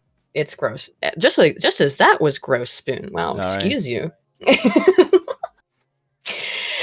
Continuing. We call on the Kiev regime to immediately end hostilities and the war that they unleashed. We had 2014, sorry. We're ready for this, but we will not discuss the choice of the people. We will not discuss the choice of the people in Donetsk, Luhansk, Zaporizhia, and Kherson. That has been made. Russia will not betray them. Nor, here's what he had to say about the Nord Stream gas leak. Sanctions were not enough for the Anglo-Saxon. They moved on to sabotage. It's the eternal Anglo did it. I mean, it's an interesting choice of words, right? He didn't name a country. He didn't name a country. He named the Anglo-Saxon, which does heavily imply Britain, of course, but... Oh, it is a big super chat for you. Oh, DRT is king for 20 says, thank you, man. Says, reliable elections in Ukraine? I doubt it. Ukraine was the most corrupt regime with human trafficking. Yes, human trafficking as one of its main industries, and Russia is almost as bad with it being a gangster state. That's incredibly corrupt as well. You're 100% correct. That's the problem. Both of these countries are deeply, deeply corrupt. They are democracies, though, both of them, but, you know, democracy and what? The same way America's a democracy. Well, look at what can happen to democracies, though. They can become like this very easily. They can become mafioso that way. They don't. Oh, almost like it is by design. Yeah. I don't think I think in the people who originally designed it, it was not on purpose, but that is how it ends up working in almost every instance. And yeah, it's not like maybe that's why philosophers for hundreds of years saying it's gonna end up this way. Maybe that's why there's all of the reiterating of our democracy. It's so sacred. Democracy. It's so sacred that we have to protect our democracy. We must protect it. Don't ever question it. I mean, if the elites have their way with democracy, it's obvious why they would defend it. That's the bit that drives me fucking crazy. Like, when I look at this, does it not strike you guys as weird that all the wealthy elite is in favor of democracy? Does that not strike you as kind of curious? Yeah. Maybe something to get the noggin jogging once in a while. Really activates my almonds. Yeah. That's not a euphemism, is it? Is, nah. Okay. Go on. It's hard to believe, but it is a fact that they organized the blast on the Nord Stream international gas pipelines, which run along the bottom of the Baltic Sea. Most people believe it is clear to everyone who benefits from this. Yeah, I mean, that's, again, I've been listening. I've had my ears open. Please explain me. Why did Russia blow up their own pipeline? And the argument from those who believe it is Putin is just so evil that he wants to cause pain and suffering in Europeans. That's just stupid. That's like the dumbest thing ever. Even though he could just shut off the gas. Yeah, it doesn't make any sense. Also, this is the thing that people don't seem to understand. Which he'd already been doing, so. But that pipeline is not owned completely by the Russian state. There's a bunch of private investors involved who are fucking pissed. And Germany. Yes. It's not it's mostly Germany's pipeline. It's mostly Germany's pipeline.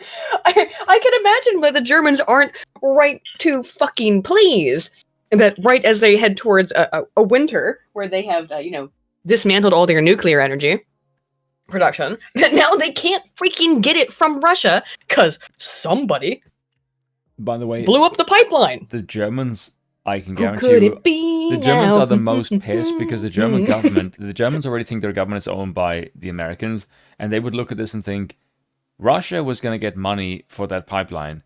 Why in the fucking hell would they blow it up? That makes no fucking sense. I guess I have to see it like in country ball image means, but just Germany just being like, why do you do this? Pipeline. Yeah. I can imagine the Germans are the most pissed, and understandably so. The German people, by the way, the German government is just fucking useless. It's gonna be okay. On the positive side of things, they do have reserves of gas, so this year people should be okay. Like, no one is probably gonna freeze, but no one's going to freeze who can afford not to freeze, because the gas prices because they're relying on reserves, are going to be through the goddamn roof. Yeah. And so yes, are people going to die? Absolutely, because people won't be able to afford to and heat their homes. Putin will be blamed for that. Of course, Putin will be blamed for it. This whole thing is. Which I makes no I fucking hate sense. I hate all of this. I hate all of this. It's so awful. It's So vile dumb. on every. I mean, war again. It's war, but What is it good about? Absolutely, absolutely nothing. nothing. Western imperialism. Quote, the West began its colonial policy back in the Middle Ages and then followed the slave trade, the genocide of the indigenous tribes in America, the plunder of India, of Africa, the wars of England and France against China. Okay, Now you're pushing Putin, it. don't act like Russia's never engaged in some imperialism. Yeah. Mhm. Their imperialism is a bit more localized. Yeah. Yeah. What they did was hooking entire nations on drugs, deliberately experimenting on entire ethnic groups. For the sake of land and resources, they hunted people like animals. This is contrary to the very nature of man, truth, freedom, and justice. Okay, Again, okay. come on. Putin, Like, have you human ever seen? history. Have you seen what the He has, Japanese did to the Chinese in the fucking Second World War? Like, do you know what Unit 730? Is it 731? I can't remember what the number was, but I know what you're talking about. And Yes, with Shiro Ishii. the pleasure women and all kinds of horrible fucking shit. Look, the human race has done absolutely disgusting, unconscionable evil to each other for our entire history. So this stuff doesn't do anything for me. Yeah. This is just you trying to push grievances. Like, just fuck off with this. Just absolutely fuck off with this. The nuclear president. The United States is the only country in the world that has twice used nuclear weapons, destroying the Japanese cities of Hiroshima and Nagasaki and setting a precedent. Yeah, even true. today, they actually occupied Germany, Japan, the Republic of Korea, and other countries, and at the same time cynically call them all allies of equal standing. That's also true. That's also goddamn true. Bill sent me something. In Google Translate, apparently if you write Zelensky Volodymyr, and yeah, oh shit, it appears to be real. If it's ZELE space NSKY space VOLODY space MYR space, translates to the evil one owns the world in English. Let's try it out. Let's check it out. Okay. Hang on. Google Translate. Okay. Let's see if why is it in Slovenian? All right, hang on. What have you been looking up? Nothing. I just typed in. I don't. That's why I was confused. Did I look up something in Slovenian? I don't know what it would have been. Okay. Zela NSKY VOLODYMYR. Oh, look it up if I get spell. And to English, translating. Oh, does it not work, Bill? I don't think it works. Oh, that was a meme. Bill sent me something. I got ruse-cruised. Did you debate me? You debated me, Bill. How dare you? Oh, I was gonna say that would be crazy if that was real. Look what happened. I think Bill said debated just because he didn't know it was wrong, but now we know. Live on air, debunked. It is more genuine if it happens on air, so I know it's not real. It'd be like having someone. Bill said it would be like having someone named George Sauron. Serious Reply says, hello friends, the German people have incredibly low nationality. Do you think the Germans would be willing to fight for more energy supply? Maybe. I hope so. I would hope. Yeah, well, they're gonna have to do something. I hope it takes a fight to the Americans. Dreadnought for 5 says, TH probably blew it up because it makes the US look guilty as hell. It's brilliant. Also, what do you think of Ukraine's successes on the battlefield? Let's get into that, actually. What was TH? I think he probably means... he might mean Putin. I'm not sure. TH. But that... I mean, that's the closest thing to a reasonable argument, I guess. But it makes the US look guilty as hell is still... You're gonna destroy a pipeline you spent billions and just finished just to make America look bad, and then America immediately takes it and says, you did it to... Anyway, it doesn't follow logically. I don't think... I understand the argument, Dreadnought, but I don't think it's a good... I don't think it makes logical sense. Here's the part I wanted to really read here of what Putin had to say, and then we'll get into the military stuff. This is where it gets very based. The only So way. prepare yourselves. The only Would way you like it to read makes this any part? sense- Would you like to read this part? hold Western on. morals. The only way it makes any sense is if Putin thinks he's gonna get killed and he is destroying the pipeline to go scorched earth like the Soviet Union did when the Nazis invaded. That is the only way. I guess so. And I don't believe he did that. Yeah. Would you like to read this part on Western morals? Because I think that you would. Now they have moved on entirely to a radical denial of moral norms, religion, and family. Very true. The dictatorship of the Western elites, very true, is directed against all societies, including the peoples of the Western countries themselves. This is a challenge to all. This is a complete denial of humanity, the overthrow of faith and traditional values. Indeed, the suppression of freedom itself has taken on the feature of religion, outright Satanism. He's not wrong. God damn. On God. He's not wrong. No, he's not. Do we really want here in our country, in Russia, instead of mom and dad, to have parent number 1, parent number 2, number 3? Have they gone completely insane? Yes. Yes, they have. And how about you? Do you agree with that? Mm-hmm. You think the West has completely lost its fucking mind? Oh, yeah. Yes.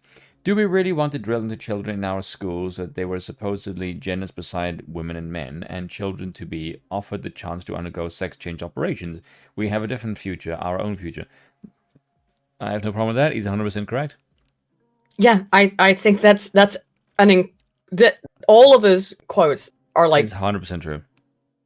Woo, find it difficult to disagree with that, Vlad, because I saw Lauren Chen. She had a video of some drag creature dancing, and she said, if this is what the West, she said something like, if this is what the West is defending right now, I will be glad to see us fall. Yeah, because it's people that say, like, I thought about this, like, what in the West right now is worth defending? I mean, that's the sad thing, right? That's why he is correct here, and to a certain degree. I would love to see the West collapse. It should be a wake-up slap in the face to hear Vladimir Putin say those things that nobody can say, I think, are wrong. Yeah. And it's like, he's absolutely, even though he's elected to power, he's basically a despot. Okay, let's be real, he's a despot. Who's absolutely engaging in a violent war against, and despite all the history, doesn't matter. He's still engaging in a violent war against people, and okay, can I yet he can say something that is unquestionably true about the West. Can I say something based though? Absolutely. I'm just gonna be honest. I don't give a fuck that he's been in the power for that long. Let's be brutally honest for a second here. The same fucking people fund the Democratic Party year after fucking year, election after election. So the only fucking difference between them and Putin is that it's one guy in power. But the same fucking money props them up. So don't give me this bullshit. And remember, he's not desperate. Like, you do the same. And remember, fucking of thing. course, that the way that, for example, the U.S. system works is that the people in who you elected might change. And by the way, not all of them do. Many of them are career politicians who stay in the same position for 50, 60 years. But when you remove those persons from power by voting them out, the entire infrastructure, all of the government organizations and all of the employees, they don't change. Yeah. All the people that they put into positions of power, they don't change. Yeah, those acronym agencies. Yeah. Yeah. Who's the biggest employer in the world? The U.S. government. There you go. So you think that's the problem there. You think you're gonna vote this monstrosity out of power? You're gonna be fucking kidding me. I'm sorry. The only way you're gonna get rid of this is regime change. The only way you're going to get rid of this monstrosity is if you kill it.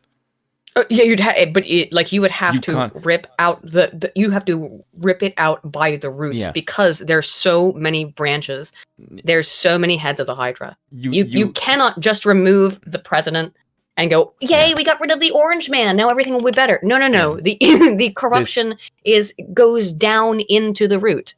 Yeah, this is not a structure that can be reformed. It has to be removed entirely. Yeah. Student of history for 2 says, oh, sorry, go ahead. I'm going to cut you off. Yeah, and I think for the Americans, that's a very daunting task. Even though if you look at the actual U.S. Constitution, and Mulbach points this out, to install a monarchy is actually completely constitutional. You can't do that because it openly says if the current government is too corrupt and useless and does not protect liberty, the United States citizens have it in their right to remove and install something else. So if you say, hey, look, this is not working, let's install a monarchy, you are completely in your rights as an American citizen to actually do that. Yeah. Real quick. Might make Styx lose his fucking mind, but it might be Yeah, no. I am going to talk about the losses in Russia that Russia's had a little bit here, because it is important to mention, obviously. Student of history for 2 says, personally blame the wild card in the room. Greta! Yeah, it probably was her. She swam down to the bottom and blew up that pipeline herself. That's with scuba diving gear. And just pure seething rage. Dreadnought for 2 says, I meant Putin. Oh, okay. It's just me spitball theory. Yeah, I mean, I got where you're coming from. I think it's possible, but it basically, all of these theories more or less rely on Putin being spiteful to the point of doing things that are harmful to Russia, and I don't think that that's the man we're looking at. Yeah, is he a mobster? Essentially, yeah, but he's like a really pro-Russian mobster. I don't think he would intentionally sabotage Russia out of spite for the West, even if he might hate it. He doesn't gain anything. No, I mean all the arguments are that everyone knows he doesn't gain anything. So the argument would have to be that he did it for personal reasons, right? Student of history for another 2 says that's going to be a very large Wallachian forest. Oof, perhaps. So let's talk a little bit about the. Thank you, man. Let's talk a little bit about the losses. So Lehman, I'm sorry, I know how to pronounce some things, but not everything, has been recaptured. Shattered streets of Lyman. I'm gonna say Lyman. Correct me in the chat if I'm wrong. Lyman, a Ukrainian city that has lived through the Russian invasion, months of occupation, last week's brutal battle to liberate it. Evidence of the chaotic and bloody Russian withdrawal and defeat is everywhere. It's totally bombshelled. It's terrifying. Emerging from the or the dugout of a former Russian checkpoint on the outskirts of Donbass city, a Ukrainian soldier appears clasped. It's the Guardian. Look, this is the Guardian again. You know. I wanted to bring this up though, really more than anything, to show you guys here, because I knew that this article had this map. So here we can see the Russian-controlled territory and the most recent Russian advances. That's in pink here. And then in yellow are the areas where Ukraine has regained control. So areas outside Kharkiv. This is Lyman. So it's not really much. No. And remember, this is with $100 billion of military backing. Let's be fair. Well, like I said, it's about 2/3. This was $75 billion of military backing. Do we know what Russia has spent? And hard to say. Probably, right? Because I wouldn't trust anything that the Russian government says they're spending on it. The difference is that we can see. I would assume that we can trust what foreign governments are saying that they're spending, right? Because they're going to have to submit that on a form somewhere. But it's pretty. I don't see any reason to think that the U.S. would be lying about how many billions we're spending, or the UK, or anywhere else, or the EU, whatever. But so, in other words, yeah, the Ukrainian military has taken back Lyman. A lot of this article is a lot of it's talking about the horrors of war and things like that, and it's again awful. But we're trying to just get the data in here. I'm sorry for not focusing on things like that as much, but it's the nit and gritty.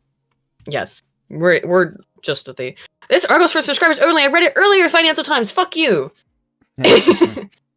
Whatever. It's here in the first thing. So, thousands of Russians mobilized for service in Ukraine have been sent home, and the military commissar in Russia's Khabarovsk region removed in the latest setback to Vladimir Putin's chaotic conscription of 300,000 servicemen. So they sent a whole shit. I'll just give you the TLDR. They sent a whole shit ton of conscripted men home because they were not fit to serve in the military. Right? Okay. So that's on October 3rd. That's most recently. Then the next day, drafts another 200,000 people. What? Yeah. This is why I'm confused by some of the shit coming out of Russia, right? So they send home several 100,000 soldiers, apparently, conscripts, and then draft another 200,000? Or something like it. Again, this is getting very confusing, and I don't understand this. I don't know why this is happening. They're not training these conscripts, clearly. They're just like, I mean, look at this, dude. I get why people are being like, what the fuck is going on in Russia? Because also I'm like, what the fuck is going on in Russia? In terms of the military. Now, the other thing to be aware of is that... It's maybe because they thought they would be able to easier defeat the Ukrainians if they weren't fucking bankrolled by Uncle Sam. Which is probably true. Yeah. Russia's also not mobilized yet, by the way, according to them. But let's be brutally honest. If the Ukrainians were not bankrolled by the West, this would have been over fucking ages ago. Oh, it would have been over months ago. Yeah. There would have been a peace treaty if it wasn't for fucking Boris Johnson. It would have been a peace treaty. Yeah, Boris, thanks a lot for that one. Yeah, that fucking cunt. Well, I don't think Zelensky will ever say no. But at the same time, again, yeah, at the same time, so lose 300,000, or they withdraw 300,000, conscript another 200,000, and 400,000 are fleeing the country. An estimated 400,000 Russians have fled to nearby countries like Kazakhstan, Georgia, Mongolia, as well as the European Union and other countries. A further field like Turkey, since the draft was announced in late September, according to Bloomberg. An exodus that has prompted several neighboring states to restrict Russians entering on tourist visas. Fleeing Russian citizens faced days-long queues to cross the border. I've seen them. Do they have pictures of it here? Yeah, probably. Here's the fleeing routes, generally. Obviously. Ooh, fucking going to Dubai, bro. That's pretty far. They did not have the... Yeah. There's some pretty insane pictures and stuff and videos of the queues. Across the border, and soaring demands sent the prices for plane tickets skyrocketing, particularly in countries offering Russians visa-free entry like Turkey, Serbia, and the UAE. These unwilling to leave Russia have sometimes resorted to drastic means to evade the draft by other, usually medical means. The Russian search terms like how to break an arm, or how to break an arm at home, or how to break a leg spiked on Google. Bruh, which is still used by millions of Russians. Although that is interesting, right? It wasn't on Yandex. That, I didn't pick up on that, even though they put that in this Forbes article. Ooh, wait a minute. What? I am now become suspicious. There's also no link of that, actually. It doesn't really matter. But, well, no. Trends Google. We can see the trend, right? Okay, I don't know what this means, but let's Google it real quick. What's this? How to break an arm at home. Get someone to smack you. How to break a hand. Okay, this is what this means. Here's the search term. You see it goes up on September 8th or 18th through the 24th. All of a sudden spikes. No one previously looked this up, right? And it's pretty much exclusively yeah, pretty exclusively in Russia. What's in Cyrillic too, but why? Yeah, why was it? Did they check it on Yandex? Is my question. Did they check to see if it's spiked on Yandex? I don't know, and I wouldn't know how to check that on Yandex. Hasselhopper for 5 says Russia is just re-rolling their conscripts until they get OP stats. That's what it seems like. Just like, nah, mulligan. God damn it, that's awful. It seems that way a little bit, though. Just re-roll that. Gruesome videos of men allegedly breaking their arms or leg. I have seen some of that have floated around online, including footage of a man.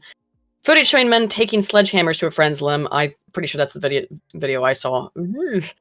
Market for falsified medical documents listing chronic conditions that can be exempt people from being drafted, like HIV or hepatitis, are also reportedly emerging, according to the rest of the world. But again, I'm curious about that Google thing rather than Yandex. Just a thought. I don't know. Just to show the opposite side, though, Russia says that this is partial mobilization. In his September 21st speech, Putin announced partial mobilization. Today, our armed forces are fighting on the line of contact that is over 1,000 kilometers long, fighting not only against neo-Nazi units. Yes, there's a couple in Ukraine. I went over it again, 2-hour video. But this is political. But actually, the entire military machine of the collective West. I find it necessary to support the proposal of the... Yes, it is. As we looked at the money, I find it necessary... Me money! I can't do a Mr. Krabs. Bill can do a really good Mr. Krabs. I find it necessary to support the proposal of the Defense Ministry and the General Staff on partial mobilization in the Russian Federation to defend our motherland and its sovereignty and territorial integrity, and to ensure the safety of our people and people in the liberated territories. Only military reservists, primarily those who served in the armed forces and have specific military occupational specialties and corresponding experience, will be called up. Well, that's not clearly what's happening, even though it's September 21st. Before being sent to their units, those called up for active duty will undergo mandatory additional military training, although I've heard that's not happening, based on the experience of the special military operation. That's business. So I don't know. Again, it's impossible to know some of this because of log of war stuff. Is Russia mobilizing because of it's running out of soldiers? Russian army has taken many casualties, estimate of 80,000 out of an initial invasion force of about 190,000 troops. Ground combat troops. But again, we're dealing with hundreds and hundreds of thousands of people. They just dismissed 300,000 due to not being, according to them, fit. And then just summoned up another 200,000. We're talking about massive numbers of people. I can't tell you guys what's going on with this. It seems weird to me. Russian analysts Michael Kaufman and Rob Lee point out the Russian army is structured to defend the homeland against invasion, not to invade a neighboring country. Thus, units were typically about 70% personnel strength, and had a lot of conscripts who could not deploy outside of Russia proper. For defense of the homeland, reserve call-up would fill the ranks. For a special military operation where mobilization authorities were limited, there just weren't enough troops to deploy. This is a very different military from that of the United States, which is structured for high readiness and rapid deployment outside of the country. So that's an important thing to keep in mind here as well. Yeah, because the Americans have hell-bent on conquering the world. Mm-hmm. During the Cold War, Russia maintained a military of 3.5 million. Today, they maintain a military about 900,000, of which 280,000 are in the army. But remember that. So they took 80,000 losses. They have 90 or 80,000 losses. It's a lot of people. But it's just under 10% of their total standing military force without conscription. These are their existing military, 900,000.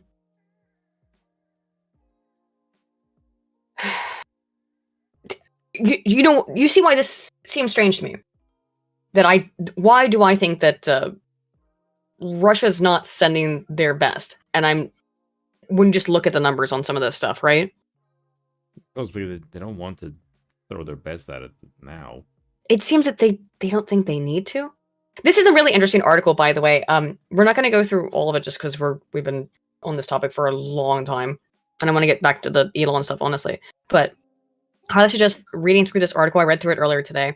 What does Russia's partial mobilization mean? From Mark Kansian at Center for Strategic and International Studies. This is a really well done article. I highly suggest. I'll post a link here in the stream if anybody would like to read this for more detail about what the partial mobilization means in greater detail. And I'll go ahead and pin that. This is also why you need to keep your military.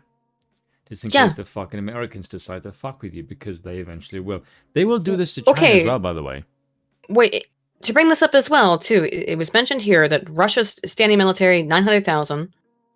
America's 1.3 million. That is a big difference. Plus trained reserves of 800,000. That is a big difference when you include the trained reserves, right? Yep. But, so America's got a far larger military. But it's weird that they're conscripting America wants to conquer the world, whereas Russia does not. Yeah. Some other things to get through really quickly on the Russia stuff is that the U.S. believes Ukrainians were behind the assassination in Russia. Specifically, it was the assassination of the United States took no part in the attack, according to them. of course, but U.S. intelligence agencies believe parts of the Ukrainian government authorized a car bomb attack near Moscow in August that killed Daria Dugina, the daughter of a prominent Russian nationalist, an element of a covert campaign that U.S. officials fear could widen the conflict. They took no part in the attack, either by providing intelligence or assistance, officials said. Conflict. That's fucking rich coming from the Americans. I know, just look at how dumb this is. Like, American officials also said they were not aware of the operation ahead of time and would have opposed the killing had they been consulted. Yeah, fucking Afterwards, American officials admonished Ukrainian officials over the assassination, they said. No, okay. That, but all right. The rest of the article goes into more detail about the war at large, but it just killed somebody's daughter, assassinated her in a car bomb attack. And the U.S. comes out and goes, whoa, the Ukrainians did it. We totally didn't have anything to do with it. Doesn't that seem like a self-report? A little bit. Minnesota Fats for 5 says, evening boss. I forget where I heard it. Somebody argued that the pipeline was destroyed to rally Russian fervor against the West. Don't quote me. Yeah, it's another one of those arguments where it's like, I guess. I don't see that. It's a lot of money to waste. Also, for something like that. You're pissing off future investments. And you're screwing over your future. Yeah, like no, I'm sorry, I just don't believe that. And also the Americans are saying they haven't done anything. And the Americans have been lying for the last 6 fucking years through their teeth. Yeah. So I'm more likely to believe it was the Americans. Dreadnought for 5. I believe them more than I do. I believe the Russians more than I do the Americans. I do. In this instance, regarding the pipeline. Dreadnought for 5 says Russia has already lost a good amount of their best units in the first 6 months of the war. Look up what happened in their guard divisions. Yeah, it was 80,000 people they've lost, obviously, but they've got 900,000 total trained military officers, right? So the fact that they're conscripting people is confusing to me. I don't have a good answer to this question, and I don't think probably anyone in the West does. I don't know what's going on. It's bizarre. They've got apparently 800,000 more people already in the military, and yet they're conscripting recruits. That doesn't make sense to me. I don't get it. Here's an article we're not going to read, but we're going to laugh at just for a minute, because it's written. Look, who wrote this? Putin must go, now time for regime change in Russia. Who could have written this? Bolton. Oh, it's the warmonger mustached man himself. No, I don't really want to read this. He just bitches. For God's sake, this man cannot remain in power, President Biden said of Vladimir Putin in March, a month after his own aides walked back. I know, told him to shut up about. Sorry, where's actually the part where the dickhead look at this asshole. I can't stand him. He wrote this whole thing. Whatever. And this is just his stupid opinion. John Bolton, by the way, a Republican, allegedly, is on, yes, on Biden's side here, I suppose. He hates human beings. Yeah, he's just a warmonger. A month after Russia's second unprovoked invasion of Ukraine, in remarks the Washington Post called, quote, the most defiant and aggressive speech about Russia by an American president since Ronald Reagan. Biden's staff, however, immediately backpedaled, saying, President's point was that Putin cannot be allowed to exercise power over his neighbors in the region. He was not discussing Putin's power in Russia or regime change. Well, you are, John, aren't you? You are. Yeah, I was going to say. Yeah. Later, Biden himself dutifully resigned from the regime change. Why the angst? I love the way it's called unprovoked, as if NATO isn't a force. Well, no. NATO, they're just there being friends. Mm-hmm. Yes, Soldner, you're right. That's all branches of the Russian military. I think it said it was 230,000 in the army, and I don't know if that includes the ones that are already active. In which case, if they lost nearly half of their freaking army. If that's what they've lost, then that's insane. That's real bad for the Ruskies. For their operation or whatever they want to call it. But yeah, yeah, growing Arcanid, that's actually what I think too. I think Putin's stalling for winter because the Russians have a long history of doing pretty good at in the cold, taking advantage. That might be what it is, which, well, it would be, I mean, it would make sense.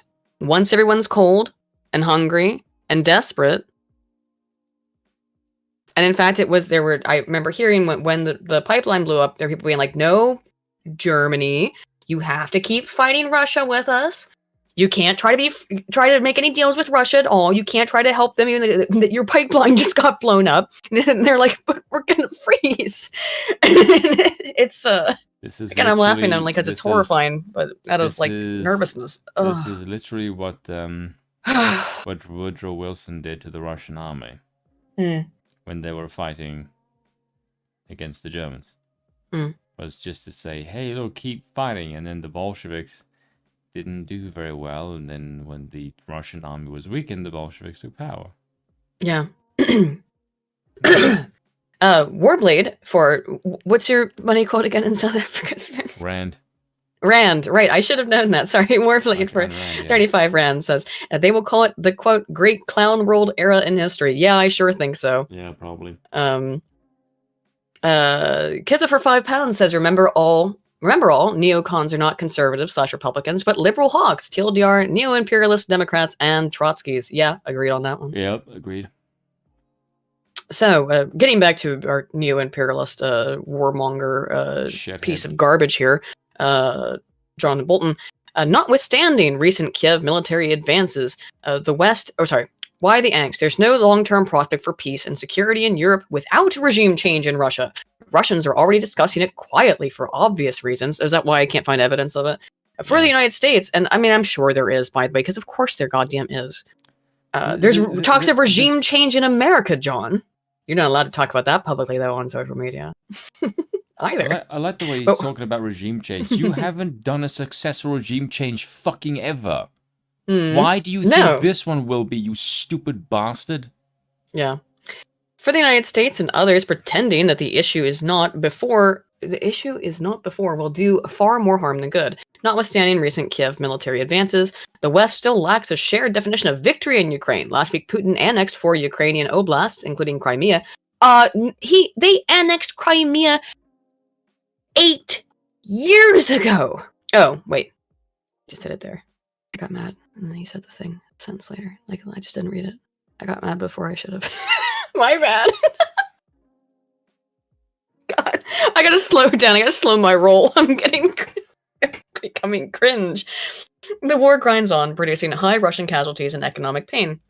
I don't know. I don't know if she's sure about the economic pain. I mean, Russia's ruby value is higher than the dollar. Yeah. Yeah. I mean, comparatively speaking, of course. Opposition to Putin is rising, and young men are fleeing the country. Of course, Kiev's civilian and military casualties are also high. It's not rising, it's you fucking off. Opposition is rising would be rising up against Putin. Leaving the country is not. Yeah, it's not. Good point. Good point. I wouldn't necessarily call fleeing the country rising opposition.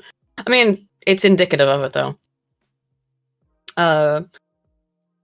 Kiev civilian and military casualties are also high. Its physical destruction is enormous. Hoping to intimidate NATO, Moscow is again rhetorically brandishing nuclear weapons and has sabotaged the Nord Stream pipelines. Sure. Who? You? John Bolton, a notorious war hawk who never saw a sandblasted shithole he didn't want to bomb back to the Stone Age. Europe worries about the coming winter, and everyone worries about the durability of Europe's whatever. He wants to he's like, nah, let's come in and regime change Russia, because that worked so well in Afghanistan. Yeah, or Libya. That's what he's saying. Iraq. Yeah, it's worked so great. Every time we've tried this fucking it's worked thing. Excellent. This is why I hate this. Wonderfully. This is why I fucking hate America. Every time it sticks its fucking thumb into the world, it makes a fucking mess. It is a giant retard on the world stage. Affecting regime change is doubtless the hardest problem, but it does not require foreign military forces. Yes, it does. The key is for Russians themselves to exacerbate divisions among those with real authority. The Siloviki, the men of power. so do a little terrorisms. Do a little terrorismus. I don't care what Russia does. Well, I mean, whatever. Exploitable as dissidents set their minds to it. Boris Yeltsin standing on a tank outside of the Russian White House. I have to call it the Russian. In 1991, evidenced the fracturing of the Soviet ruling class. Once regime change coherence, a solid and solidarity shatter, change is possible. Inside Russia's military, intelligence, and international security ministries, there is almost certainly shock, anger, and embarrassment and despair about Moscow's performance before and during the current invasion of Ukraine. As in many coups in third world countries, like dictator. Is he calling Ukraine a third world country or Russia? Both. The likely leadership for regime change will not come from the top flag officers and officials who are too personally invested in the Putin regime. He's calling Russia a third world country. All right. keep pretending that Putin is no threat. I think that is I think that's very dangerous. I think it's extremely dangerous to dismiss Putin and to underestimate him. I think that is a very, very dangerous thing for anybody in the West to be doing right now. Really. Is it Mearsheimer who talks about realpolitik? I feel like I'd be curious to hear his perspective right now. Yeah, I would like to hear Mearsheimer's perspective right now as well. And definitely listen to Mearsheimer's talk about recently? Ukraine and Russia. I haven't heard anything more recently about this particular stuff, no. Dreadnought for 5. Bolton, hey, we tried regime change in Iraq, Afghanistan, and Libya. It didn't work on any of those, so let's do it somewhere where there's 6,000 nukes. Yeah, exactly. That'll work great this time. What could go wrong? Oh my god, it's... Oh, look, Poland requests nuclear weapons from America. That's gonna... Yeah, I did see that. I didn't put that in here, but yeah, I did see that. Fucking retards. The Poles are very angry at Russia for very, very understandable historical reasons, okay? I get it. I really do get it. But... don't give them nukes probably over this because they're so angry about it, again, for very reasonable and understandable historical reasons. But again, that matters when we talk about European politics. And when Americans are sitting over here and being like, that's how I feel about it. You don't know anything about it. You have no idea what you're talking about. You just don't. You don't understand these really long, complex histories between these nations. So fuck John Bolton. I don't want to hear any more of his dribble. What happened today, though, lads, that might be concerning, is that OPEC and Russia aim to raise oil prices with supply cut. Led by Saudi Arabia, the oil cartel OPEC Plus pledged to reduce output by 2 million barrels a day. Saudi Arabia and Russia, acting as leaders of the OPEC Plus energy cartel, agreed on Wednesday to their biggest production cuts in more than 2 years in a bid to raise prices, countering efforts by the US and EU and Europe to choke off the enormous revenue that Moscow reaps from the sale of crude. President Biden and EU leaders have urged more oil production to ease gasoline prices and punish Moscow for its aggression in Ukraine, except you shut off work on the pipeline, you dingus. Russia has been accused of using energy as a weapon against countries opposing its invasion of Ukraine, and the optics of that decision could not be missed. This is completely not what the White House... Right, they would never do that. It's completely not what the White House wants. You don't get what you want when you act like a bunch of assholes, though, okay? You don't get what you want. And it's exactly what Russia wants. Yeah, said Bill Farron-Price, head of macro oil and gas analyst, and Veris, a research firm. It also puts Saudi Arabia on a diplomatic collision course with the United States. Yep. Wait, you did this. And now OPEC sees that they can also profit off of it because you've left them with all of the cards. And they think Russia's the better one to side with in this particular... I mean, they must think the West is collapsing. And why wouldn't they think that? Why wouldn't they think that at this point? Because it is. Yeah. Karine Jean-Pierre, White House press secretary, told reporters that the decision was a mistake and misguided. It's clear that OPEC Plus is aligning with Russia with today's announcement, she said. By reducing... Oh, is it? Could it maybe? Do you think that they're going to align with Russia? What do you think? I don't know. Guys, what do you think? I don't know. Do you think OPEC's going to align with Russia? Let's play that again. That's an old clip. Is it old? Who's in the background? Is it old? Oh shit, yeah, Trump's there. It's old as fuck. Well, it doesn't really matter. Do you think it's possible OPEC will align with Putin? I just realized that's an old clip. That's fucking Yeah, it is an old propaganda. clip. I saw it. It is propaganda. I got fucking bullshitted. I missed Trump in the background. I think the clip still speaks for itself a little bit. Do you know what I mean? I think it's possible. That's a good spot right there. You think it's possible? By the way, I'm not really happy about that either, because that's a little bit scary. But yeah, just leave that break.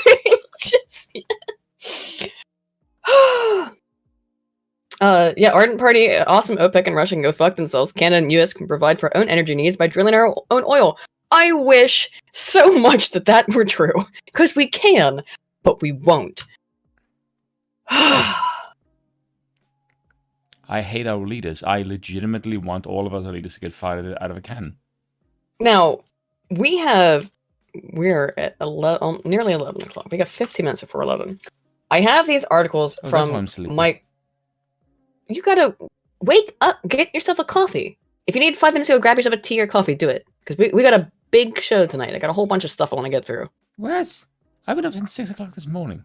Well, then go get a coffee. Don't sass me. Get a coffee. I'll take over for a minute. Go get yourself a coffee. You gonna go get one? No. Just go get a coffee. Nah. Do it. Nah.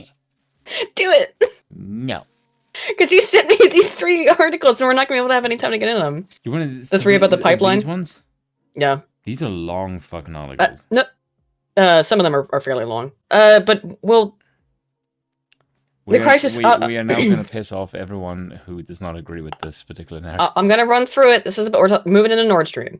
This is from Mike Whitney. This was in February 11th of 2022.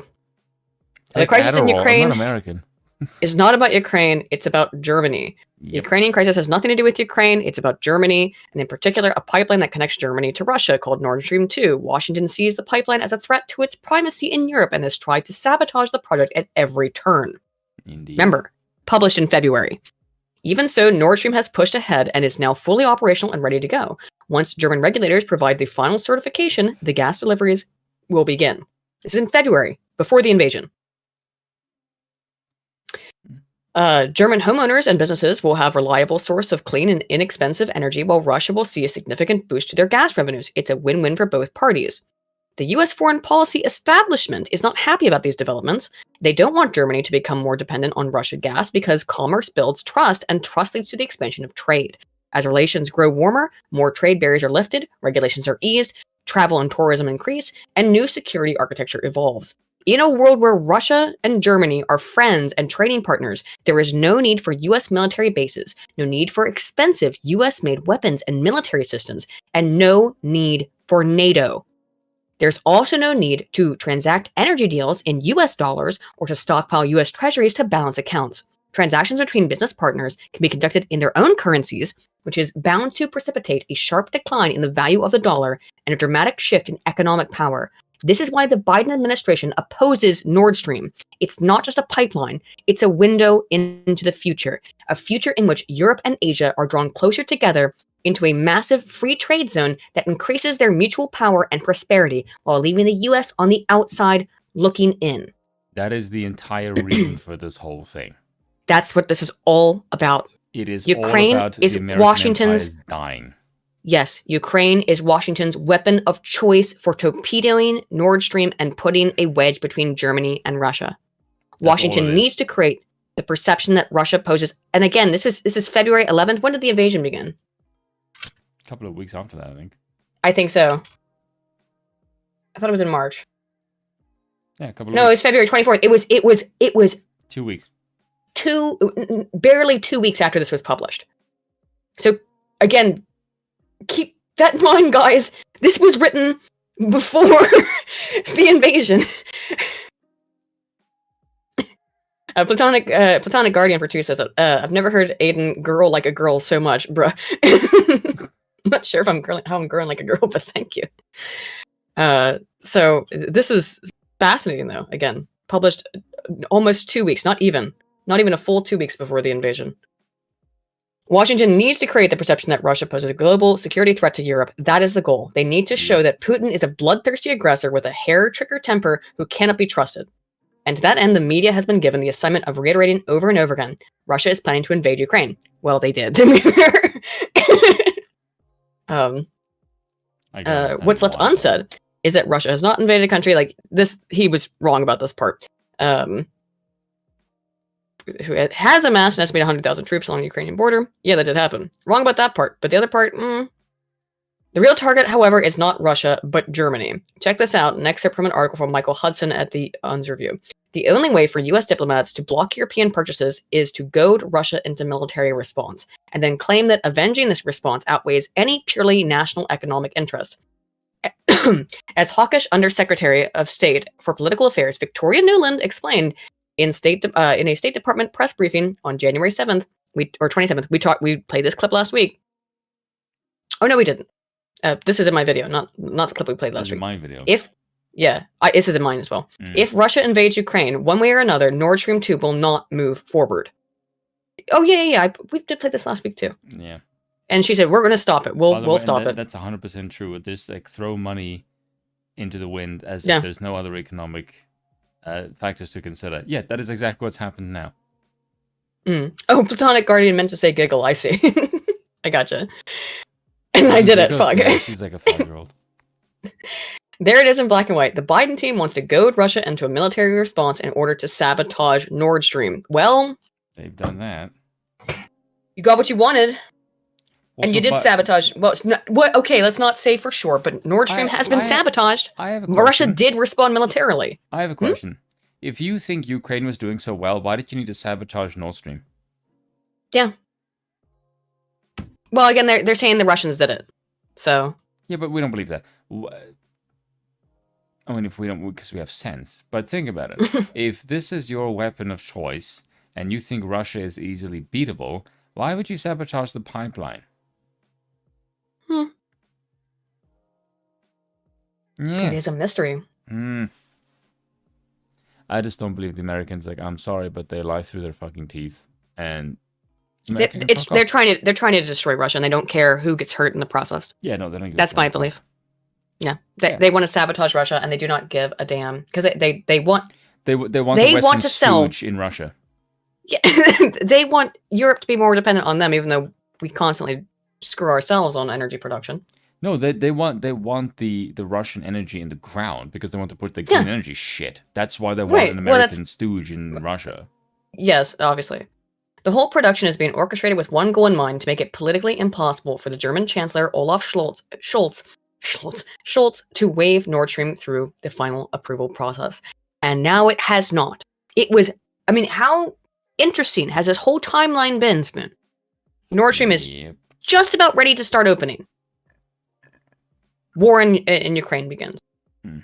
Now Russia shuts off, due to the sanctions, shuts off the pipeline. Now the pipeline's destroyed. And then there's this from Al Jazeera. Germans in the majority support the project. It's only parts of the elite and media who are against the pipeline. Thanks. The more the US talks about sanctioning or criticizes the project, the more it becomes popular in German society, said Stefan Meester, a Russian and Eastern European expert at the German Council on Foreign Relations.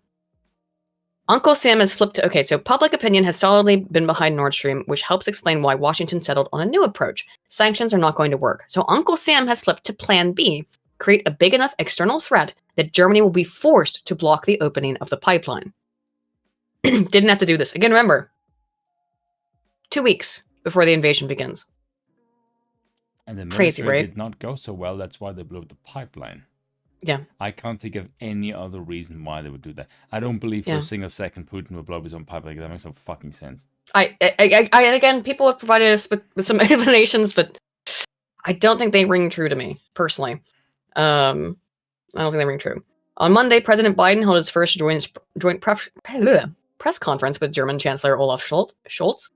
Why can't I say Scholz? That's my grandmother's maiden name. I should be able to. Olaf Scholz at the White House.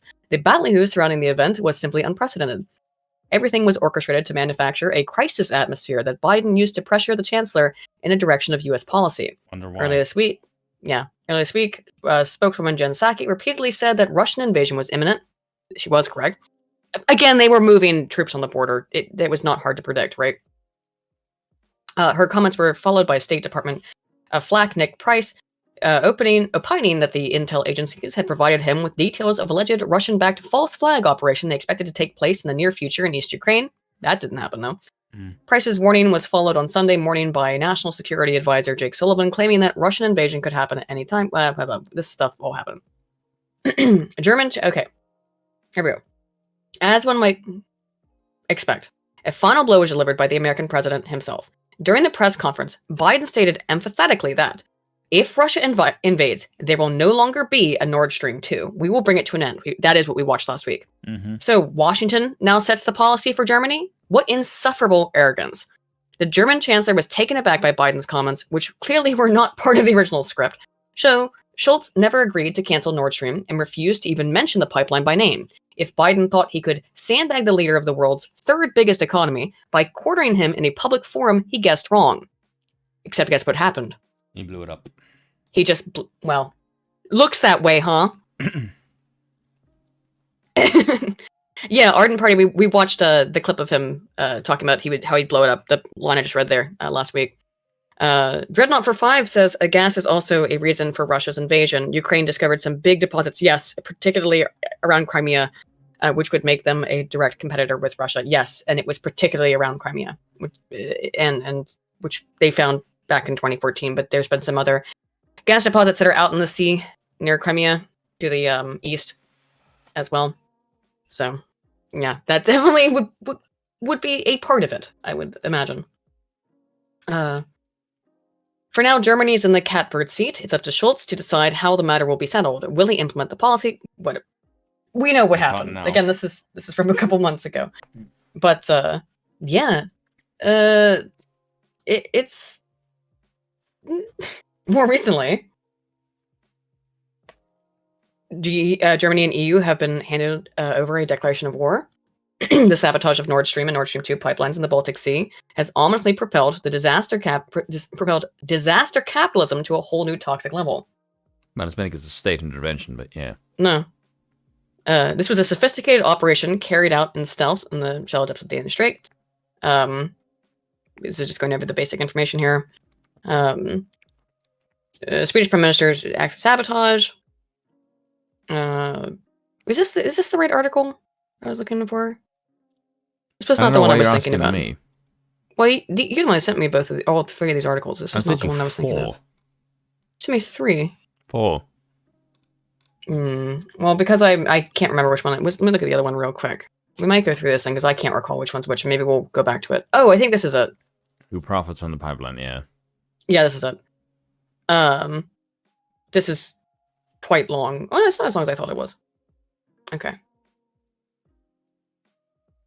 Here's the important part, though. The possibility of an impartial investigation into such a monumental act of sabotage, coordinated by NATO, no less, is negligible. Fragments, particularly difficult if it was conducted by NATO, right? Fragments of the explosives underwater drones used for the operation will certainly be found, but the evidence may be tampered with. Atlanticist fingers are already blaming Russia. That leaves us with plausible working hypothesis. This hypothesis is eminently sound and looks to be based on information from Russian intelligence sources. Of course, Moscow already has a pretty good idea of what happened. Satellites and electronic monitoring working 24/7, but they won't make it public. They kind of did. Hypothesis focuses on Polish Navy and Special Forces as the physical perpetrators. Quite plausible. The report offers very good internal details. American planning and technical support, extra plausible, and aid by the Danish and Swedish militaries. Inevitable, considering it was very close to their territorial waters, even if it took place in international waters. The hypothesis for again that it was not Russia that did it. The hypothesis perfectly ties in with the convention with a top German intelligence source who told the Cradle that the I'm not trying to pronounce that word, BND, or German intelligence, was furious because they were not in the loop. Yeah, that's what I'm saying. From the looks of it, the Germans knew it was up. Bill? The Bundeswehr. Oh, Bill told me how to pronounce it. Oh, nice. Is he sure about that? That's not what that looked like to me. Where'd it go? He just said that's not what this word looks like at all, Bill. It's Bundesnachrichtendienst. I'm sorry. I'm so sorry. The word because I can barely see it. That's not what this word is.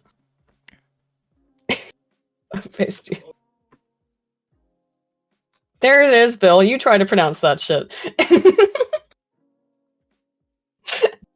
It's not the word you just said, though.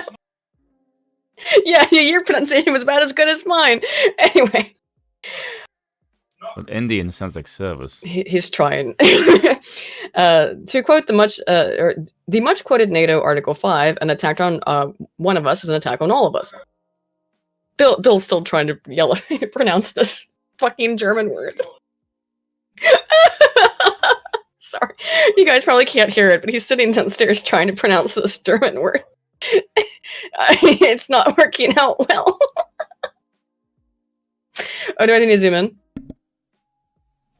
Was it really hard to read? Sorry. I have no idea. You can break it down into 4 pieces. Yeah, that's what I try to do. Bundesnachrichten. Fuck. Yeah. Bundesnachrichtendienst. It's recht in the ancient.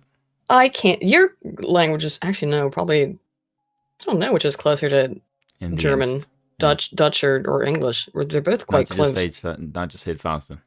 Bundesnachrichtendienst.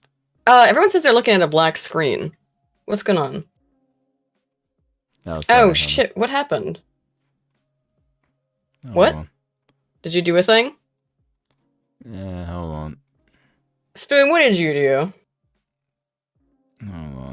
There we go. Is it back now? What were you doing? No, so if you click on the thing, it takes the window back to the Discord, and it doesn't keep the other window up. Don't know why it does that. Oh, that's weird. Yeah, it's kind of stupid.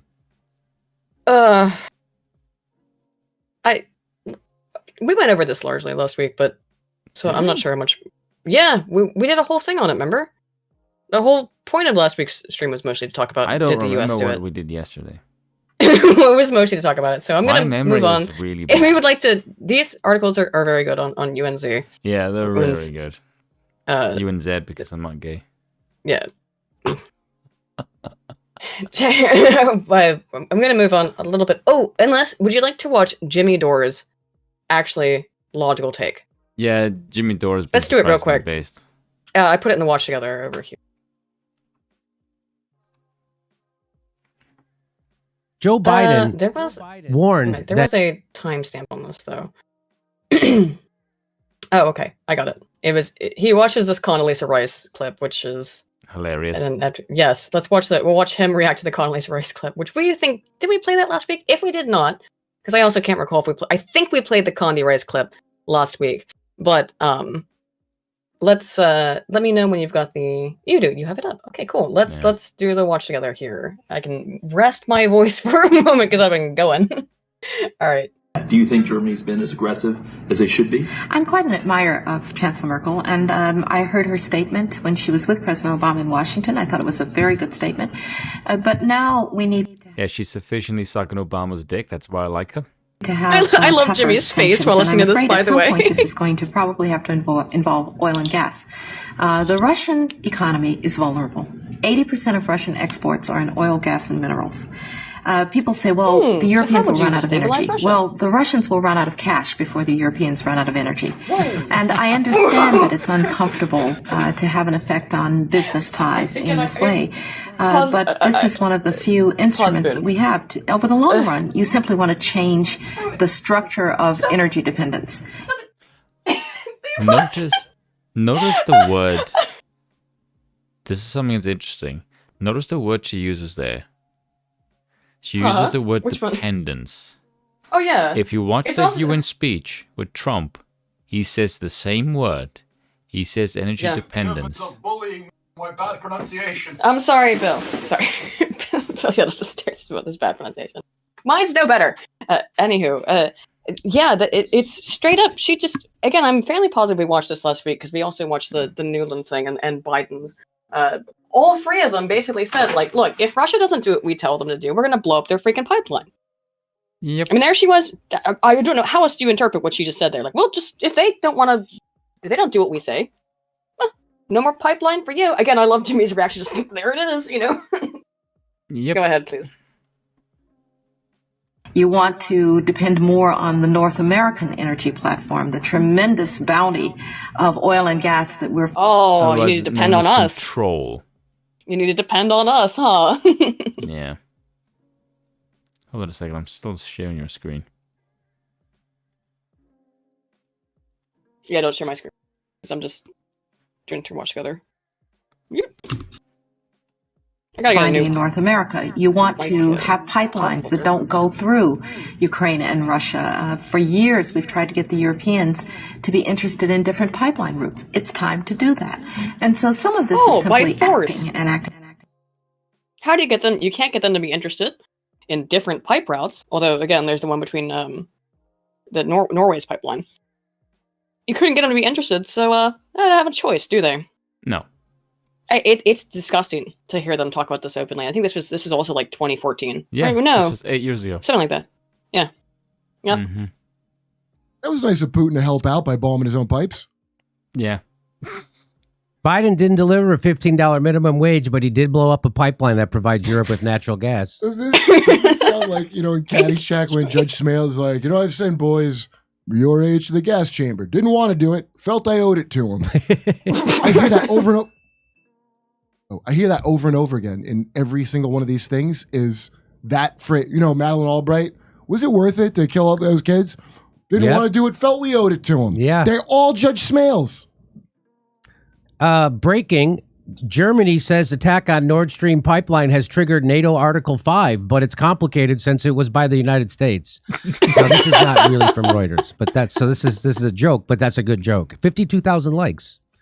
So I'm going to guess NATO Article 5 is the one that says if somebody attacks a NATO state that you're attacking all of us, and so we all have to go to war now with that. I think, is that what Article 5 is, Jackson? Yes, of course. You kind of broke up there for me, but so basically, yes. the Americans once again attacked the German piece of infrastructure, and the Russians, yeah. It's very Again, strange. it's mostly Germany's pipeline. Like the part that was blown up was mostly Germany's pipeline. It's conveniently Russia outside put of money into NATO's it too. jurisdiction. Isn't that interesting? It's in international waters. How Yeah, curious, how but curious. only barely. It's just 20 kilometers or 15 kilometers, I believe, off the coast of Denmark. Yeah. Do I think the Americans are bastards? Yes. Do I think the Americans would have it in them to blow up their own fucking pipeline? Or rather the German pipeline? Just because fuck you, Germany, and we don't want any economic rivals? Just say, no, as a fuck you to Yes. as a fuck you to Russia. And they don't care who gets... It's a fuck you to Germany. When has America ever given a damn about collateral damage? America doesn't give a fuck about anyone but its own. That's what I mean. Yeah. So, no. Like, you do realize, America, if you want the world to hate you, this is probably the single most the world damaging already kind of hates America. Yeah, but like this is the one thing that has made, I think, many people, especially other Americans, hate their own country, like with a fucking passion. Because there's so many Americans I know that have gone, we did this. No fucking doubt. Russia is... Even people I know that are not particularly fans of Russia, even they're going, yeah, no, this is not Russia who did this. And again, like, this is the thing, like, I think Jimmy Dores is actually, like, one of the most reasonable lefties. If not the most reasonable left-leaning commentator on YouTube, I would say. Yeah. Ever since he left, I'm glad he left the Young Turks, because they're absolutely insane. Yeah. They're batshit. But yeah, as soon as they left, like, oh look, Jimmy Dore said some sexual things to me. Like, Anna, no, he didn't. Well, he probably did. I absolutely believe that Jimmy said exactly what she claims he said, which is that she was wearing a skin-tight, like, peplum pencil kind of dress that went like 2 inches below her lady area. And bent over in it, and he said he saw her panties or something like that. And he was like, that's professional journalism attire or something like that. I guarantee he said that, because it's funny. And it's like, yeah, that's not how you dress professionally. But that's more of a joke. Yeah, it is a joke, but of course Anna had to be offended by it. Yeah. I don't know if you want to watch the rest of it. I just want to watch his reaction more than anything, because it's hilarious. Yeah, because his face, yeah. That was funny. So, we're back onto the Elon thing. because now I wanted to talk about, since we opened this whole long segment by talking about Elon's response the Verge on one? Twitter to Oh, wait, this is options for peace. I'm gonna share my screen again. Oh, yeah, there we go. Gosh, I keep moving my camera. The Twitter deal is going through, it appears. $44 billion buyout of Twitter. It's going to go forward. That was his original proposition. Appears that it's going through for $54.20 a share, which was the weed number. I just have to point this out. You know he did that. Like he literally did that as a meme. Yes, yeah, 54.20. And Trump, if you're going to be back on the platform before the midterms, please, for the love of God, do not say anything until after the midterms. Once the Republican Party kicks the shit out of the Democrats in a huge blowout, then you can say, ha, fucking told you so. But do not give he's them not saying ammo much to rile them yet. Do it after. He's interestingly being relatively quiet. I mean, he's saying stuff on Truth Social or whatever, but... Oh, so, yeah, Truth Social, sorry. Yeah, so it looks like the Twitter deal is going through. Space. Musk has agreed to proceed. By the way, did you see there's only 3 rules? What? No pornography, no violence, and... Oh, no pornography. That'll make a lot of people very angry. Twitter is full of pornography. Yeah, no pornography, no violence, and there was another one. I can't remember now. But it has nothing to do with misinformation. So, by the sounds of it, I can say the F word all damn day. Which I will do with gratuitous frequency. And if anyone doesn't like it, you can suck a dick. I'm going to swear copiously. Well, we'll see. So, yeah, looks like it's going through. Apparently, it's like it's hundreds of pages, the TOS. And, and he wants to seduce. He wants to I almost said seduce it. He wants to reduce it down to 3 sentences. He wants to seduce it down. Sexy. Well, and that would make sense. The fact that the toss is that long is insane. Yeah, the pornographers will go back to Reddit, Abigail or Abgail. Or fucking redo. What's the platform? Tumblr now apparently is bringing porn back, I believe. Of course. Because their website completely collapsed when they got rid of porn.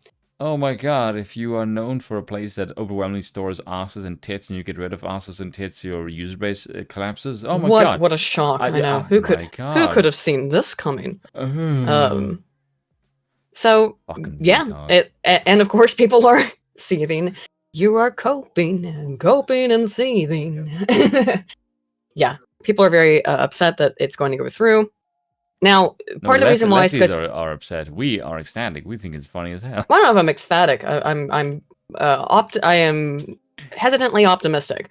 We'll read this now about some of the bot stuff, and then we have a video from Vosh, which is really, really funny. Oh god, it's hilarious. Are you gonna make me insult him constantly? Yes, because it's fun. Chad, can I insult Vosh? I said it to you earlier. Yeah, I know, but yes, please do. I can't stand him. He's just so fucking dumb and evil.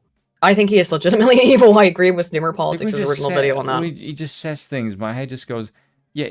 The fancy language can maybe fool the 12-year-olds that watch your audience or that watch your what fancy language that he has a collegiate level. No, but he sounds much more verbal acumen. Yes, his verbal acumen is higher than most people. However, the verbal acumen does not disguise the fact that your points are still shite. That's the thing that bugs me. Is like, you can say all these fancy words, but what you're saying is not exactly intellectually stimulating or complex. It just sounds different because of the words you're trying to obfuscate it with fancy pants language. But the points are still shit and stupid, much like everything else you fucking say. One thing I agree with you. One thing to be clear about Musk going forward with the deal. He was trying to take it to court. He was basically told by, as far as I know, every legal analyst told him it wasn't going to go through. So he's like, oh, well, screw it. It's original deal. And the original deal is looking like it's going to go through now. So What will that mean? Well, we're now admitting that remember originally the claim was that there's like no bots on Twitter. Well, Elon would lose 13.5 million Twitter followers if he scraps the spam accounts. Data analysts They're not find. real. Yeah, but I thought that there was like no spam and bot accounts on Twitter, according to them.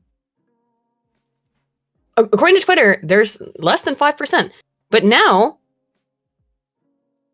data analysts have looked at it and been like, oh, if you remove them, Elon Musk alone would lose 13.5 million Twitter followers. Which, how many does he have? Let's see. On Twitter. He's got 80 something, doesn't he? Let's see. Elon Musk. He has 107.9 million. Well, just statistically speaking, yeah. That's closer to 10. Okay, you know that's significantly more than 5. And again, Twitter maintained it was less than 5%. We already knew And that's it wasn't. well, that's what Musk says he's going to make it less than 5%. So this is just saying about like if these numbers are correct, Obama would lose 19.3 million. Out of his 131. So again, these numbers are looking far closer to between 10 and 20% of users on Twitter are bots, according to data analysis. Here we have the numbers. CNN breaking news account on Twitter has 7.7 million fakes, 12.2%. Bill Gates, 24.2%. NASA, 26.8%. I've noticed all the lefties are all over 20%. Interesting. But it's also interesting because remember, Twitter said that less than 5% were bots. The data have come out, and it looks like it's closer to 10 to 20 on average are bots on Twitter.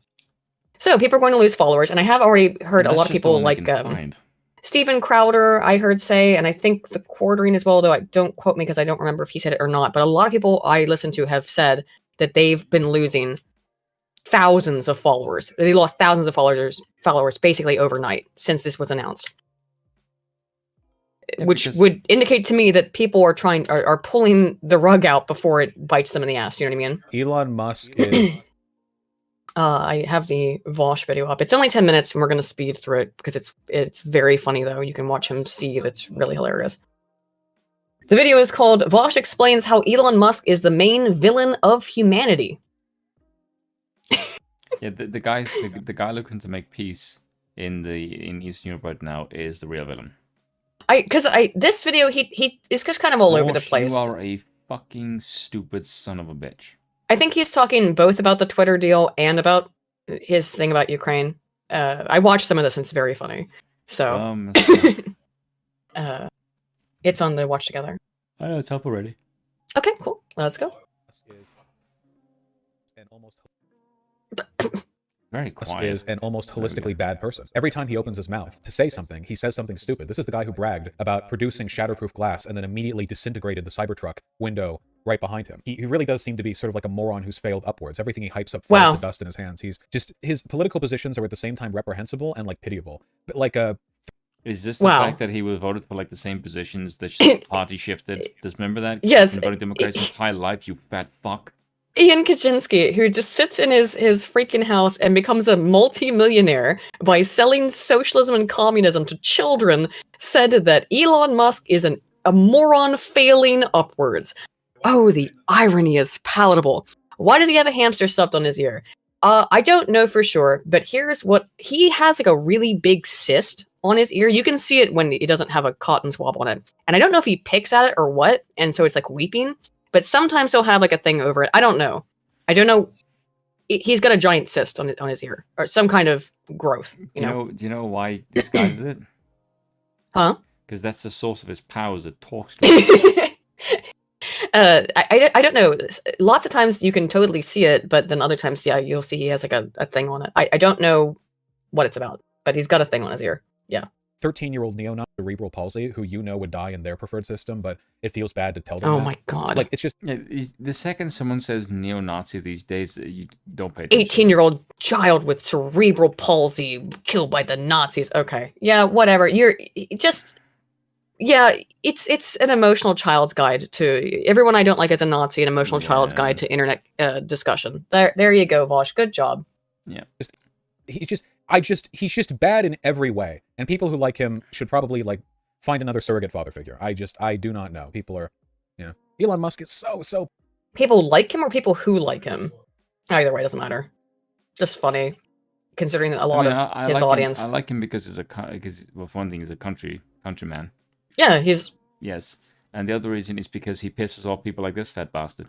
Yeah, right. Popular. And for what? He's not an engineer. He's not a scientist or a technician. That work is... I mean, he actually did do the design for the rockets. He did design. He did research. He did do that, Vosh. What do you do? Done by people underneath him. He buys companies that already existed, takes advantage of subsidies. Now he does. He started his own companies. This is such overt lies just because he doesn't like him. And why does he not like him? By the way, this is a guy who's done more for green energy than any other single human being on the planet. I thought you would like that, Vosh, but you don't, because...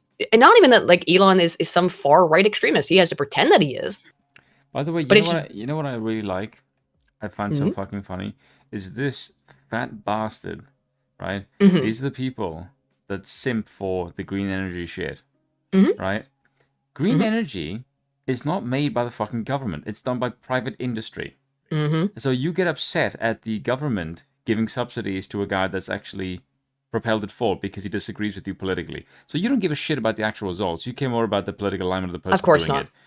Of course. Fucking Absolutely. disingenuous piece of shit. And again, it's not like Elon is far right. That is a complete fantasy that they have made up to discredit him, because he appears to be in favor of free speech. And he's successful. And you wouldn't want to have not a father figure, Vosh, but a role model. I'm not saying that, look, it's not like Elon started out with nothing, okay? Let's not play pretend with that. He had a lot of money to start out with, but he turned millions of dollars, much like Trump, into billions of dollars. Elon far more successfully than Trump ever did, of course. Am I the only one that doesn't get upset by that? I hate when people go like, oh my god, he was born with a silver spoon in his mouth. Oh my god, you mean a family that worked well managed to instill the wealth into the next generation? What terrible fucking parents. Oh, That's what they're supposed to do, you stupid fucking retards. And he does a lot of good for the world too. He does philanthropic work as well. Yeah, but it's bad because he's great. Yeah. Dreadnought provides is people like Vosh are the reason we need to bring the Inquisition back. And Abgail in response said he'll never expect that. Cyst on his fucking head. Yeah, for sure. Keza for £5 says, just remember, Vosh. Vosh is the same popular retard who has a lesser understanding of basic biology than your average kindergartner. That's not even a joke. That is actually true. It's really not. He literally said women have penises because academia agrees with him. Because some academics said that, and it's like, okay, well, you are an appeal to authority moron. Yeah. I like how he said the same thing at the same time, pretty much. Yeah, well, that's because it's true. It's because it's true. Yeah. He's a hype man. There's nothing wrong with being a hype man, but people treat him like he's the one flying the rockets into space. And a lot of the stuff that he hypes up ends up failing anyway. Also, by the way, so any failure. Yeah, okay. Yeah. Whatever. Because all scientists are just instantly geniuses from the fucking get-go. Like, there's no failures ever. And yet still turned millions into billions, made the most profitable green company on the planet, Vosh. He made electric cars cool. Exactly. And you're still mad about it. Because he's not a communist. That's it. That's all it is. Because he's not a far leftist. He doesn't have extremist leftist politics, so he must be destroyed. Yeah. Remember this. This is how they think about you. It is not enough to be centrist, right?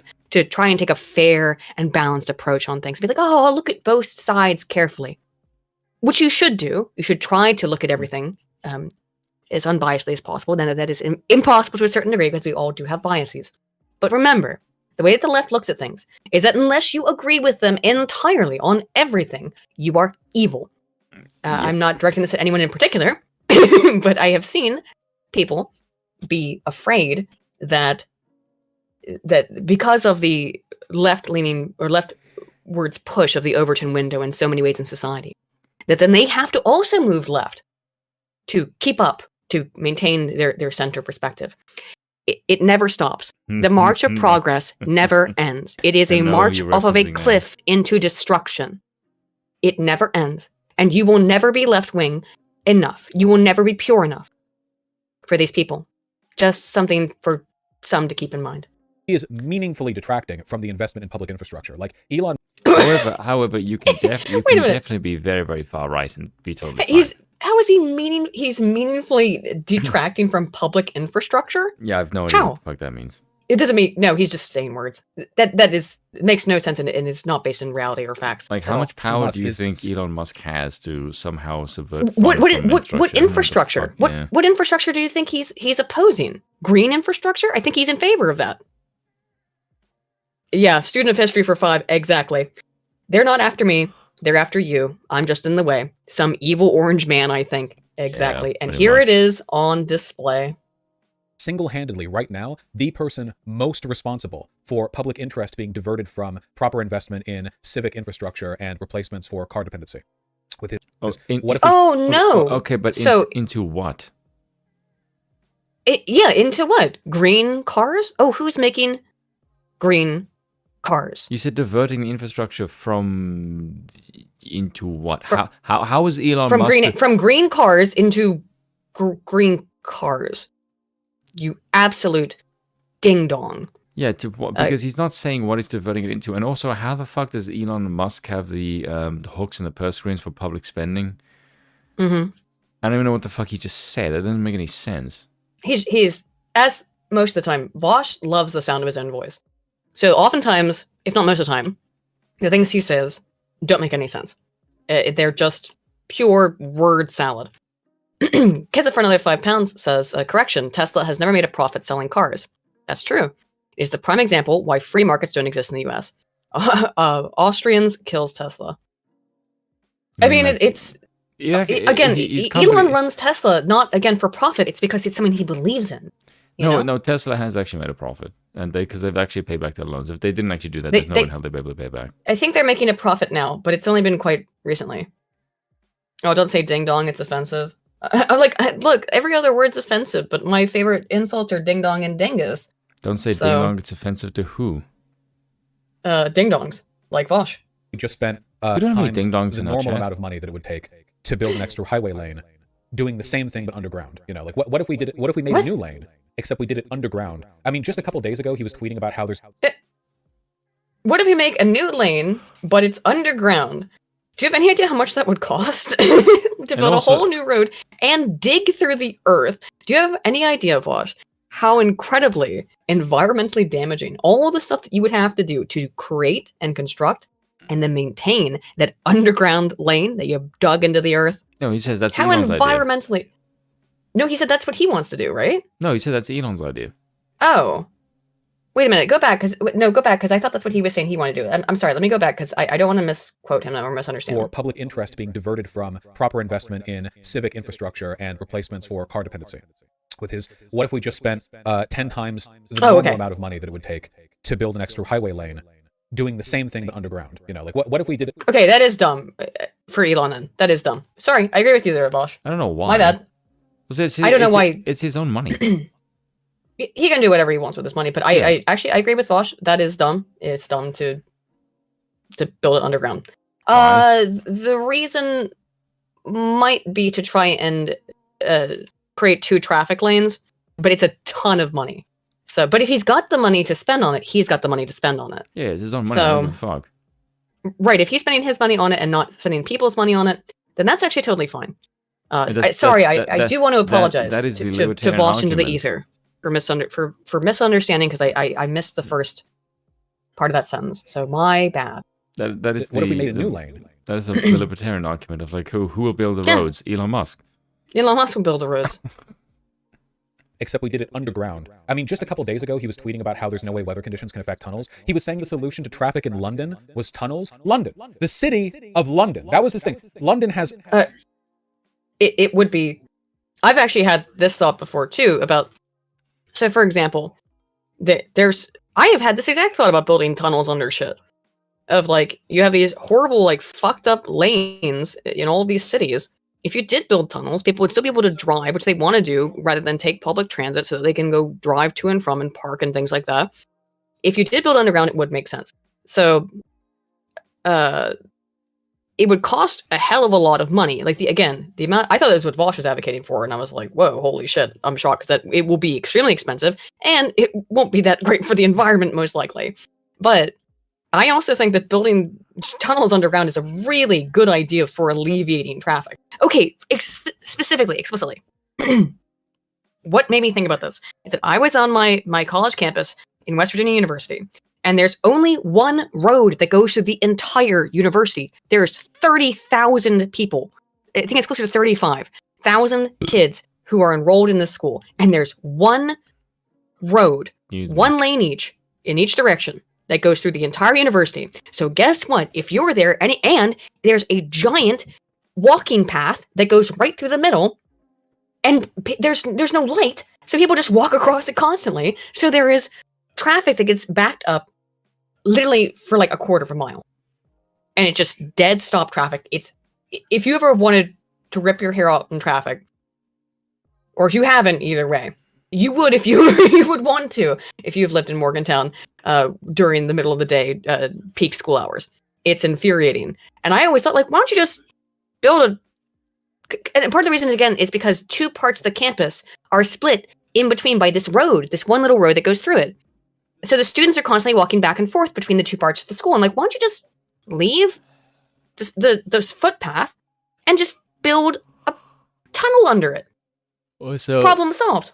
Also, the reason for this is because if you look at the way that London is structured, is that you can't just build new fucking roads because there's buildings in the bloody way. Hence the need to build underground so that you don't interrupt the entire fucking above the ground map. That's the reason why you build underground, is because you would completely destroy buildings if you wanted to make the traffic wider. Well, you have to be very careful about the engineering security to make sure that whatever you build underground would be able to maintain the weight of things built on top of it. Yes. Kisser5 says, no, throughout history, Tesla have never made a net profit. I think they're making a profit now, but only very recently. Also, electric cars are not green. They're, according to people who care about that stuff, they're more green than, petrol cars. Pure petrol cars. And Vosh, I'm an engineer. Shut up and know your place. Agreed on that part. Keza for another £5 says, Aiden, you forgot about the London Underground and the old sewer system. Well, the Underground's got trains running through it. But you could reuse some of that old stuff to, certainly to make car lanes, maybe. Lastly, the quickest form of travel in London is electric scooters and bicycles. Yeah, of course. Because that's the, you can get around things like that, I would suppose. You get around cars, you can go off-road a little bit, as it were. Yeah, certainly. And I'm totally in favor of that. Particularly electric bicycles, if you're going to ride on the street, because I can't stand... Look, I have no problem, I've said this a million times. I have no problem with people who like riding their bicycle and enjoy riding a bike. I can't stand cyclists. I had to drive to work, and it was not a bicycleable distance between my house in the outskirts of in like one of the Baltimore suburbs to my job, which was in the Inner Harbor, what was in Fells Point, which is like the deepest part of Baltimore's inner city. That is not and first of all, even if it was a rideable distance on a bike, you have to ride through the worst parts of Baltimore City where it looks like the apocalypse came and went. I swear it looks like Fallout. Very, very dangerous to drive through those neighborhoods. So even if I wanted to ride a bike, I wouldn't be able to. So I had to drive. And every goddamn morning, just cyclists, and they're just they're just going along at whatever fucking pace they feel like while wearing their spandex, and they'll speed up when they feel like it, and then once, I swear to God, some of them, not all of them, will slow as soon as they see, like, oh, looks like there's couple cars piling up behind me, I'm gonna slow my roll down to about half the speed of smell and just go right in the middle and act like I have no idea how the fuck to pedal this thing anymore. Yeah, infuriating. Yeah, I worked in Fells Point. I would say where, but there's there's a lot of businesses in Fells Point. I worked at a very interesting looking building in Fells Point. Again, I won't say where. Go on. Incredible. Just play. You do it. Oh, Incredibly bad traffic. And he looked at a tweet that was pointing that out, and he said, tunnels, anyone? Yeah, why not? London. The underground of London is like a beehive. You can't fit more tunnels down there. I really do. I really do dislike him. I need to get more Elon Musk fans on here to go. I dislike you. Yeah, the Neuralink shit. As far as I can tell, like, the Neuralink technology that it keeps hyping up is like literally science fiction at the moment. Like, not only is it not sufficiently developed, okay, but the technology that would require cognitive, like, UI interaction with a neural. Yeah, and you know what was science fiction in 1969? Bosh? In Star Trek? Oh, it's called a communicator. It was beam me up, Scotty, which she never actually said in the show. It was more like, Scotty, beam us up, something like that. The actual phrase "beam me up, Scotty" was never uttered in the original series. Yeah, that's called a cell phone. That didn't exist.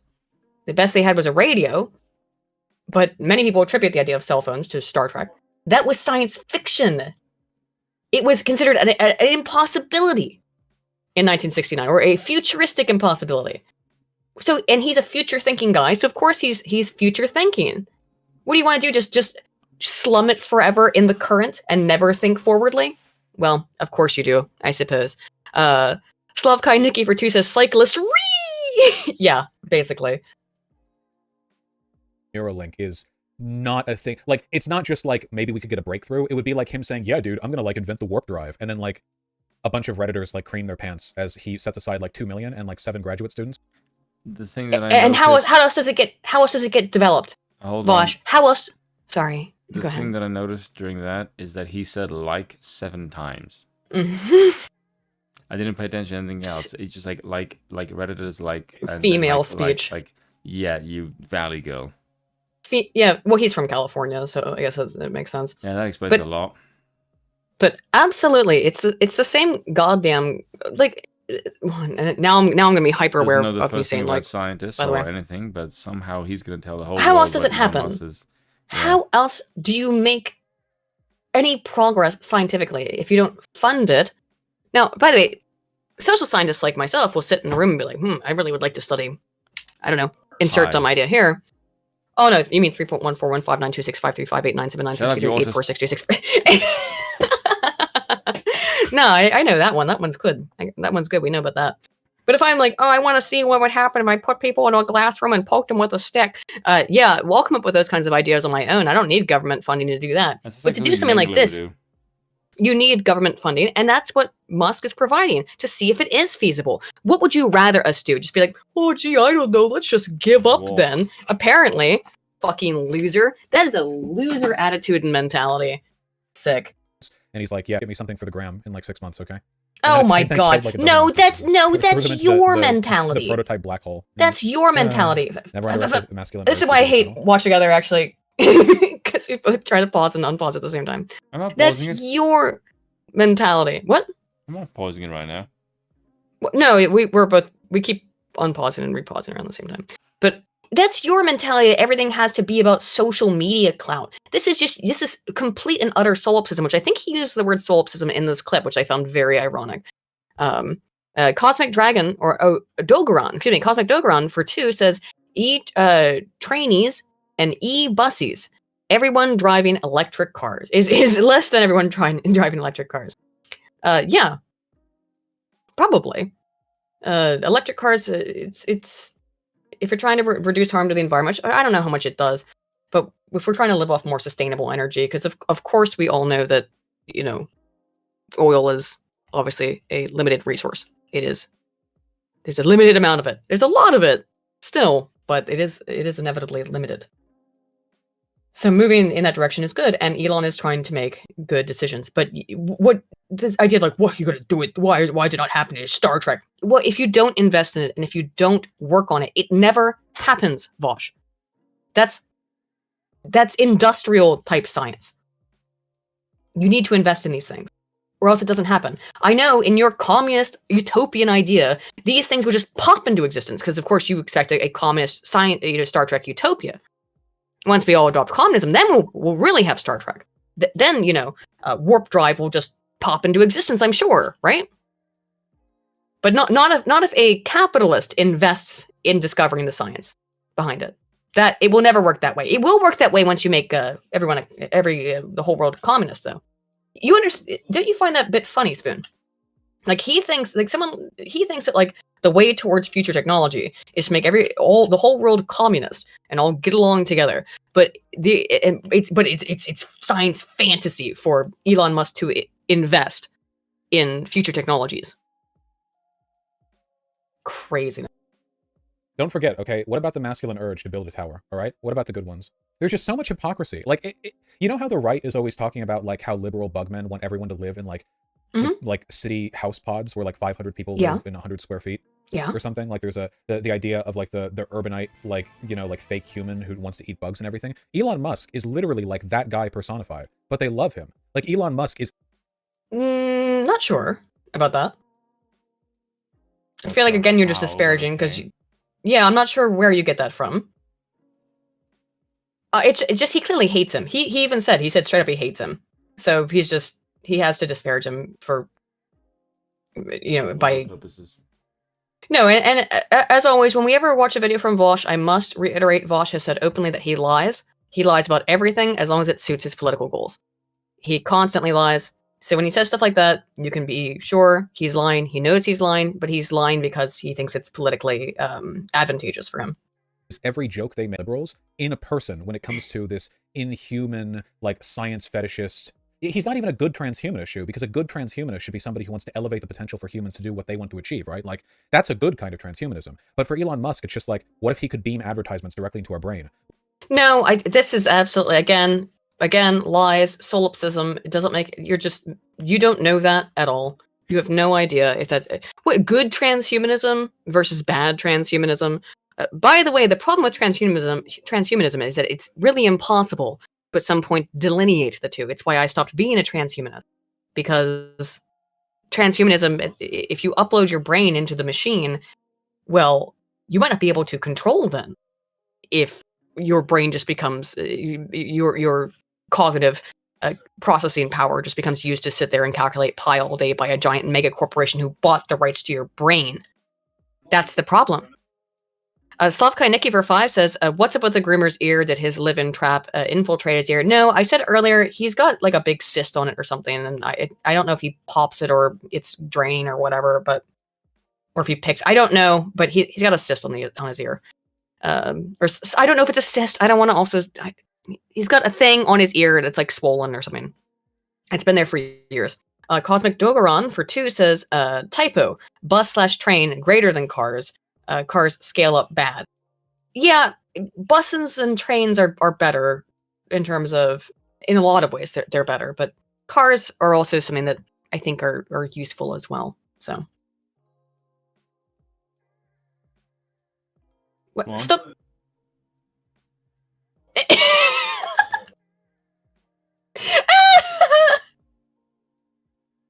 Just go. You do it. I'm not. Hands off. What if everyone spent like 40 minutes of commute every day in a dark underground tunnel that's lit up by fucking gamer lighting and has no fire escape exits, you know? Like, it's like everything you do, like, what if everyone just lived in their car? Have you seen people talk about electric cars and how they think that one of the advantages... Have you seen... Do you see how now he's negative towards green advancements? Have you ever been in... All of a sudden he becomes Ted Kaczynski? How cute. Like how he becomes Ted Kaczynski the second he's talking about Elon Musk. Advancements that could be made as a product of their introduction is people being able to work while in their car. I will kill you, op-ed writer. I will find you. No. You won't do shit. Can you believe it? He's allowed to say that shit on Twitch. Yeah. Could you imagine? We're not allowed to say like nobody's allowed to say shit like this. Anywhere, Absolute- no one else is. He's allowed to just say he's gonna go kill people on Twitch, and it's fine. I thought he said, I will tell you. No, he said I will kill you. Oh, that's a dumb thing to say. Did he? Let's go back. Hang on, I want to again. I think he said I will kill you. Op-ed writer, I will find you. No, absolutely to work while in their car. I will kill you. I will he kill does you. Actually, that, yeah. I You will won't- kill you. You won't kill shit. There it is. That's fine on Twitch, by the way. No, in real life, at your house in Los Angeles. Again, it's fine for him to. I'm Tiger! In the ring, right? No, in No. real life. It's so good. The Candyman cometh. It's so good. Op-ed writer, I will find you. No, absolutely not. No. I think the reason is because no one takes his fat ass seriously. That's why. Yeah. Wait a minute. There's a It's weird. Let me point something out, Vosh. Go on. He is a fat fuck. Look at how thin his arms are. His arms are like nearly as like my arms are literally nothing. Like it is just a bone and skin and like a little bit of He's much chunkier than I extra am. skin. And my forearm But he's is got even- no yeah, arm. no muscle. Like my forearm is bigger than his arm. How is his And arm Aiden can vouch thin? for this. I've shown her a picture. And then of you my sent me a forearm. picture today. Yeah. I don't understand. How is his upper arm that thin? Yeah. My forearm is bigger than his upper arm. And I have Bruh. chunky ass forearms. From doing a lot of chin-ups and pull-ups, reverse grips.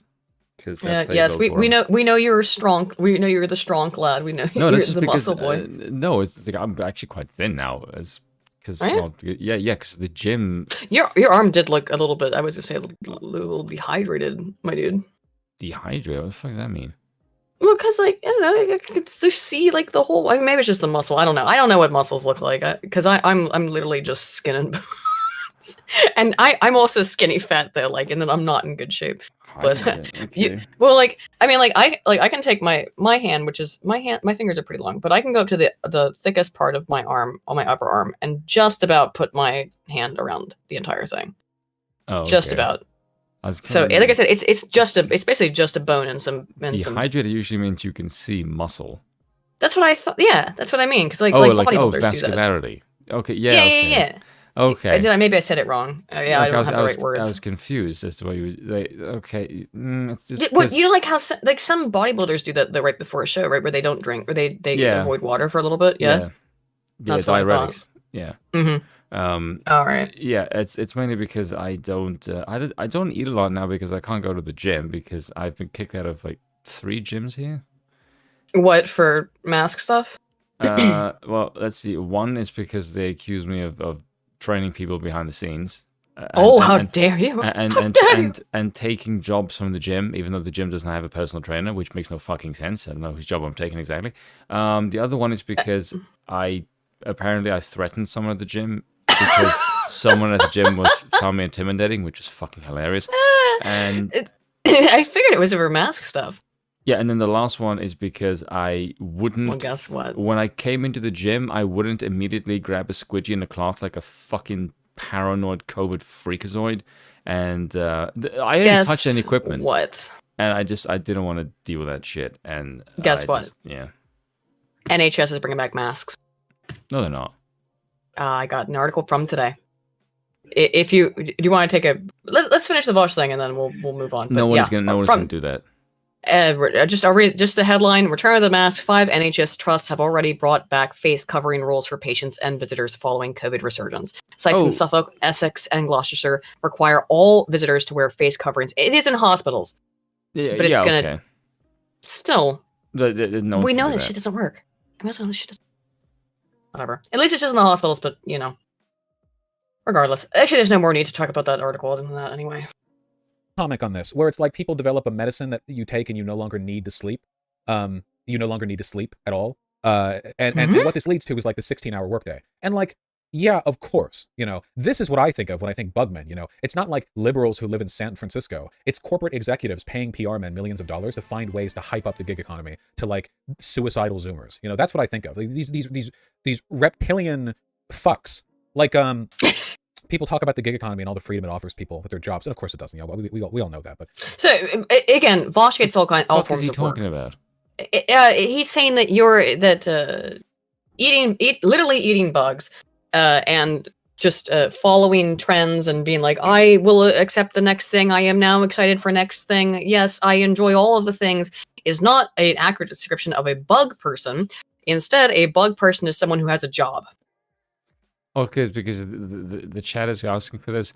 I work out in a radically different way than most people in the gym would do. Because I've noticed most people who go to the gym, they work out. They do the typical thing, which is 5 days a week for like an hour and a half to do like the stupid split thing that every fucking jackass on YouTube is telling them to do. Why? Because this is how the gym makes money. Split? They do like a split. In a sense, like it's a top down, it's a top or bottom, it's a push or a pull, that kind of fucking split. This is. I don't know. I have to go use the bathroom, and I have to grab myself a drink. Will you handle this and continue to cover this Vosh nightmare? And I will be right back in about like. Basically that kind of shit, and I have no interest in that. Mainly because it's fucking boring, and it doesn't get you any fucking progress, or at least didn't for me. Whereas I learned from a guy called Mike Menzer and Arthur Jones. He's the guy who invented the Nautilus machines, and Dorian Yates, the English bodybuilder, if you know who he is. I looked at how they trained, and I went, holy shit, this makes way more fucking sense. And you don't have to spend nearly as much time in the gym. I mean, you're going to kill yourself because their workout routines are pretty brutal. How long would I last on Planet Fitness? Not even a day. Because I don't train like a pussy. Like, I fucking push. Like, if it doesn't look like I'm passing a kidney stone, I'm not training. That was the whole consensus. Is you have to push every time you go to the gym. Like, the whole point of the gym is to go, like, I have 5 exercises, so 5 sets to failure in 5 exercises. That's basically it. You basically do, depending on the body part, no more than 3 sets to failure, ideally. Back and legs, you can make an exception because they're bigger muscles. But yeah, you would generally do, like, say for legs, you would do leg extensions, 3 sets. 2 of them are warm-ups, last one to failure. 2 sets on hack squat. 1 is a warm-up, next is to failure. And the last one, do 2 sets on a leg press, and that's fucking it. You can do hamstring curls if you want, but it's not necessary. And that's basically it for legs. Well, you can do calf raises if you want, but again, not necessary. That's basically it. And if you just do that, that's what, 7 sets overall? If you do that, you're not going to move your legs for a week. So the people who say, oh, you have to do cardio, you have to do workout, you're just like, no, shut the fuck up. No, you don't. That's crap. You don't have to do 50 fucking sets of squats if you want to. Like, all of that's rubbish. Do 2 sets. Take 2 sets to fucking failure. I guarantee you, if you took them to absolute failure, you're not going to move for like fucking days on end. And then don't train when you're sore. Okay, your body's fucking broken. Let it heal, then go back into the gym. You're not going to lose gains if you don't train for like a week. That's nonsense. So much of what you get told by a fucking twat in the gym is just absolute nonsense designed to get in the gym more often. Because the gym makes money that way. They make more money from you being in there? Yeah. That's kind of the opposite of the Planet Fatness paradigm or model, as far as I understood it. Yeah, but see, here's the thing. Here's the thing about muscle. Muscle is your body's compensatory response to the stress of exercise. Yeah. Yes, okay. So your body takes time to grow the muscle. And yes, this takes place several days, in which time your body is using resources to grow and add the muscle. So you don't beat the shit out of your body over and over and over again. If your muscles are sore, don't fucking train. There's 2 fucking crane flies in here now. I hate these little bastards. Not little, they're giant. And Bill's got the door open downstairs, and they fly up here. Have you ever seen one of these things, a crane fly? Sorry, they're huge, and I hate them. 1 second. Yes, they make fluttery things. They look like jacked mosquitoes. And if we listen very closely, we can hear Aiden screaming in the background. What? What? What? Who? Huh? Where? Where? Ah! There we go. Cranefly. It flew in my face. I hate them. I'm trying to get Bill to bring me the freaking, or find the fly swatter. Fuck, I hate, hang on, I'm muting myself.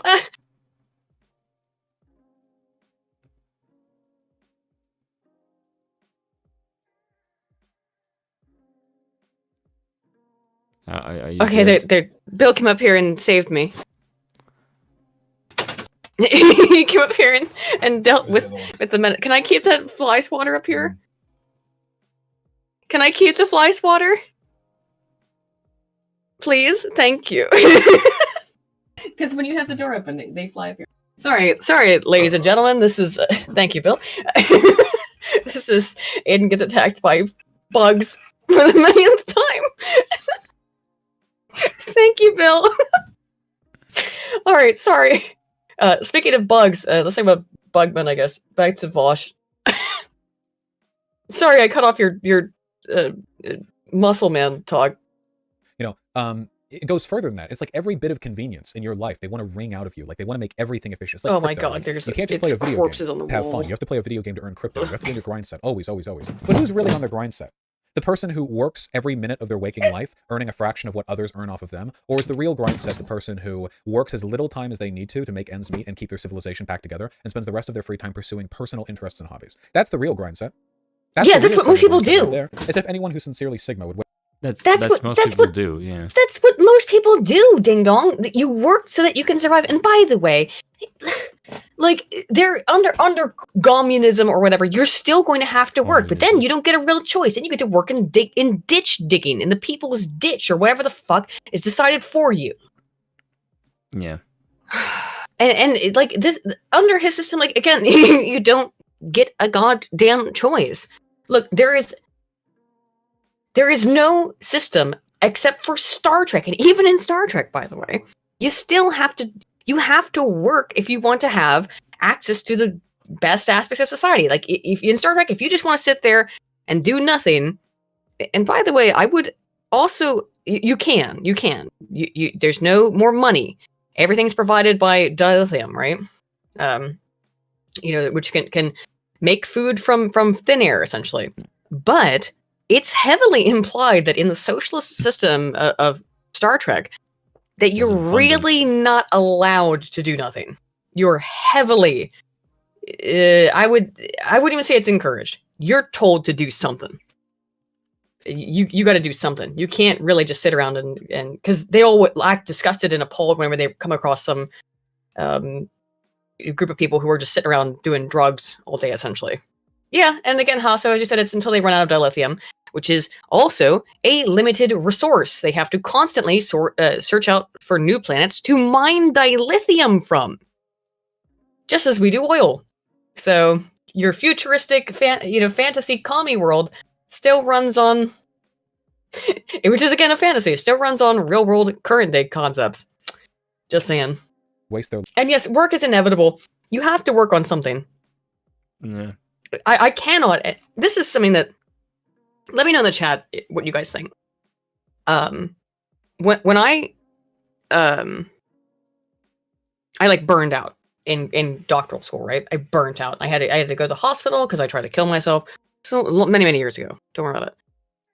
But like because I was doing so well in grad school and doc school, they started to pile more and more duties and responsibilities onto me, and that was awesome. And I'm so incredibly thankful that they did that. But at some point, it became too much, and I burnt out. I completely burned out, and I was like, "Fuck this," and try to take my own life. And then afterwards, I was on sabbatical. This was right before I started YouTube, and I had nothing to do, so I sat around and played video games all day, and that was the most miserable time of my life. I was being paid, by the way. The school was still paying me, not a lot, but they were paying me. And I could sit at home and do whatever I wanted all day, knowing I had full support of the university at that time. And I could sit around, I could play video games, I could do whatever the fuck I wanted. Everything was taken care of. And it was the most miserable time of my life. You know what I mean? I can't. Why I asked the question is that I can't imagine wanting to ever go back to something like that, where I'm being paid to live, but I am doing nothing. I'm doing everything that should be fun. I'm watching movies, watching anime, playing video games.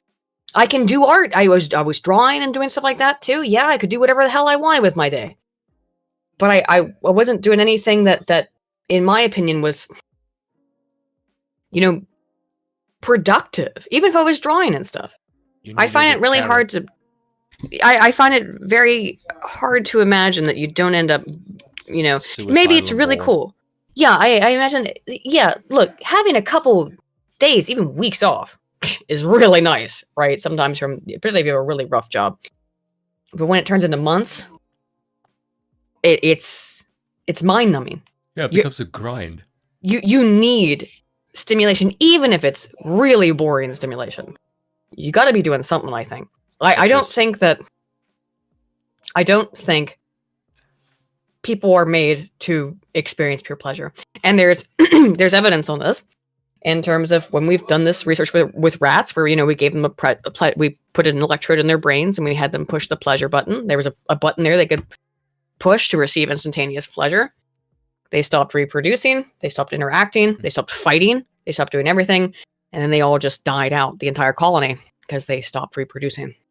I think you could see this with rich people as well. When money becomes when money ceases to become an instrument to live by, it becomes just nothing. It loses its meaning, and people start doing insane shit to alleviate the boredom of not having to pursue money to live. Yeah, Binary Surfer says, yeah, after about 3 months, that's about what happens. After about 3 months, started to go insane. And after 3 months, I was like, oh god. Kissa for £5 says, wish my work would furlough me again so I can be a full-time uncle to my niece and a full-time YouTuber. Yeah, but see that full-time uncle thing? And look, you have other plans, right? It's not like, oh, I wish my work would furlough me so that I can sit around and consume media all day or something like that. Because look, all video games are fucking fun. They're designed to be. Everyone likes playing games. I mean, and lots of people enjoy having other artistic pursuits, but you really have. I really think it's the same thing with circadian rhythms, right? So right now, my circadian rhythm is fucked up. I'm very awake right now because recently I've had a hard time. I've been staying up too late on accident, which I never do on purpose, but I end up staying up too late. And then it gets late and later and later. And I end up waking up too late. And then it's like, oh, great. And all of a sudden, night becomes day. And it's really unhealthy for you. I know that it is. Whenever I feel it, when I wake up at like noon, I'm like, fuck. Ugh, why did I wake up at noon? And I'm so upset. And speaking of which, though, let's try to get through a little bit of this tonight so I can get to sleep in the next... Can you give me an hour and a half to get through some shit, Spoon? You want me to be an hour and a half more awake? Yeah. No fucking way in hell, woman. An hour. You could have lucky to get 15 minutes out of me. Give me an hour, come on. Hell no. I have so many things. Listen here, lass. Just because your sleep rhythm is fucked up doesn't mean you're gonna start fucking up with mine. I have so many. I have DeSantis-spurging. I have Trump dates. I have the whole Let's Go Brandon segment. I have Clown World General. What did I just tell you? Failing Hollywood. What did I just tell you? I have Troon Time. We're gonna miss Troon Time. What did I just tell you? You're not gonna guilt trip me into this, by the way. I am way too much of a guy, and I'm way too much of a half an hour. Half an hour. Half an hour. Okay. Meet in the middle. No. Meet in the middle. I'm not gonna be guilt tripped here, Aiden. I'm not guilt tripping you. I'm saying let's make a deal. I don't like doing deals. What do I get out of this? that we're having fun. Yeah. Oh, come on. I am very Look, good Patricia's Fun Campus says he needs Troon Time. All right. Okay. All right. We're gonna have to do another stream this week then. Is what it's gonna be. Yes, because right now I'm playing Tetris to stay awake. Oh my god. Okay, let's finish Vosh and then we'll head out. That's my brain stimulating. I know it is. All right, we'll finish Vosh and then we will do. Half the chat is saying Spoon fucking stream it. Okay. Okay. Do you want to do gun tomorrow to finish up stuff Sure, for today? why not? What are we right. doing now? We got through we just got through the Russia Ukraine Elon Musk stuff, and now this is basically the end of this is actually the end of it. Oh, this Vosh thing, and then I have one clip from Destiny that's a response to it. It's not actually a response to it, but it's really funny. What, to I mean, this? it is a response. It's very funny. So okay, play that then. let's steam through this. We got 15 minutes. We should be clip. I fine. want to see that. Let's finish the Vosh thing. We'll watch it. Right? Sorry. Grind economy. Why am I you know? burping And so Elon Musk fucking wants much? that for all of you. I don't know. This is not a joke. I need to find this article. Just a couple of days ago. It's like every single week he does something that deserves like a trial at The Hague. Hold on. When I saw this, I thought it was a joke. Oh, this isn't that recent. This is actually There's a trial at The Hague.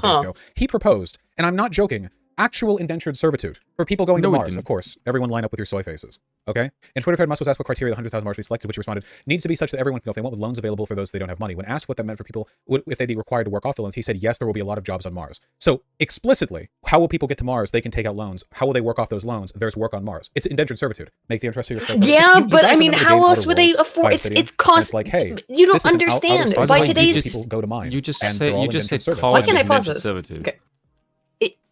Look, he basically is proposing a form of indentured servitude. But how else would no individual human being could, besides other billionaires, could ever afford to go to Mars, okay? So that's how you would pay it back. Is being able to find materials on Mars that would make it so that you can pay off. And again, like, is it indentured servitude? To a degree, yeah. Most of life, you know what else is indentured servitude? Human existence? Student loans. Life. Yeah, that's literally what I just said, is that you're saying student loans are indentured servitude. Well, I'm sure he thinks that they are, but that's life. That's how life works out. You that's how take banking things. works. Yes, yes, a loan for a house. It's all indentured servitude. You putting the worst possible spin on it doesn't mean that people who are not brain dead can't understand that it's similar to, like, I don't know, a million other things that you do in life. So, yeah, work off their debt in the mines, and it was like a satire. Again, Vosh just thinks that you should just be able to sit in your house and the government should pay you just and yeah, sit in your house with your VR device and just masturbate all day, and the government will send you food. It'll of course be McDonald's, absolute garbage crap, and that's peak taxpayer. That's peak humanity. That's the best. And no, it won't be paid by the taxpayer. Well, the taxpayer, yes, but it will be all the rich who will pay for this, because that's what we deserve, to be able to sit there and coom in our VR devices as we get fat and morbid and disgusting. The rich make everything in society, and you get to sit on your fat ass and do fucking nothing. And blow out your fucking receptors that they're able to what is the your endorphin receptors. Because eventually you do, by the way. You need more and more and more and more stimulation to the point where it actually blows out your brain's own capacity to interpret pleasurable hormones. If you can overdose on pleasure hormone, okay? Your dopamine receptors will get fried inevitably. He wants to sit there and fry his. Yes, he wants to fucking sit there and fry his dopamine receptors. Well, guess what? I don't. And by the way, neither do most normal human beings who aren't absolutely fucking insane. But good job on trying to inculcate an entire generation of young children into thinking, wouldn't it be great if I could just fry my own dopamine receptors until I die? Elon Musk is so bad that genres have been created to instill in humans an innate repulsion to everything that he represents. No. And then he does those things. Like, it's not just that he does bad things. It's that he does the things that the supervillains do in the media that defines the genre.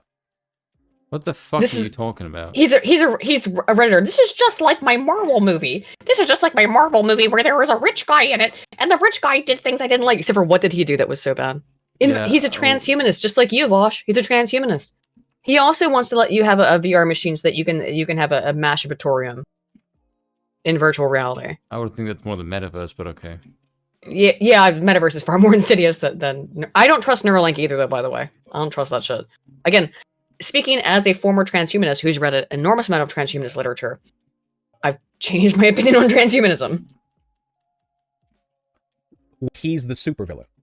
Every How? cyberpunk story has him at its end. Every time. Elon Musk is the villain of every cyberpunk story. You want to talk Based on about what? like Alien? He has to just talk again. His audience are children, so he has to talk to them about like the thing, like your video game. He's like the guy. He's like the bad guy in the video game. Who do you think leads Wayland Yutani? What, you think that it's like He's like some a bad other guy in thing? a No, it's video Elon game. Musk. Every time. It's always these people. Yeah, Jurassic Park, it's just every story. Holy shit! Okay, I'm sorry. We're already being based out of this. I'm just like despair rambling at this point.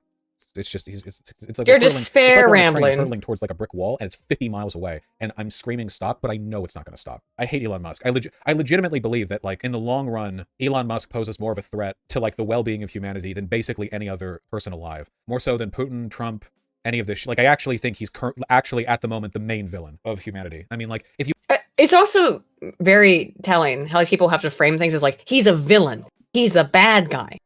Isn't He's he the guy complete- right now that says like, "Hey, look, let's not make nuclear war"? Yeah.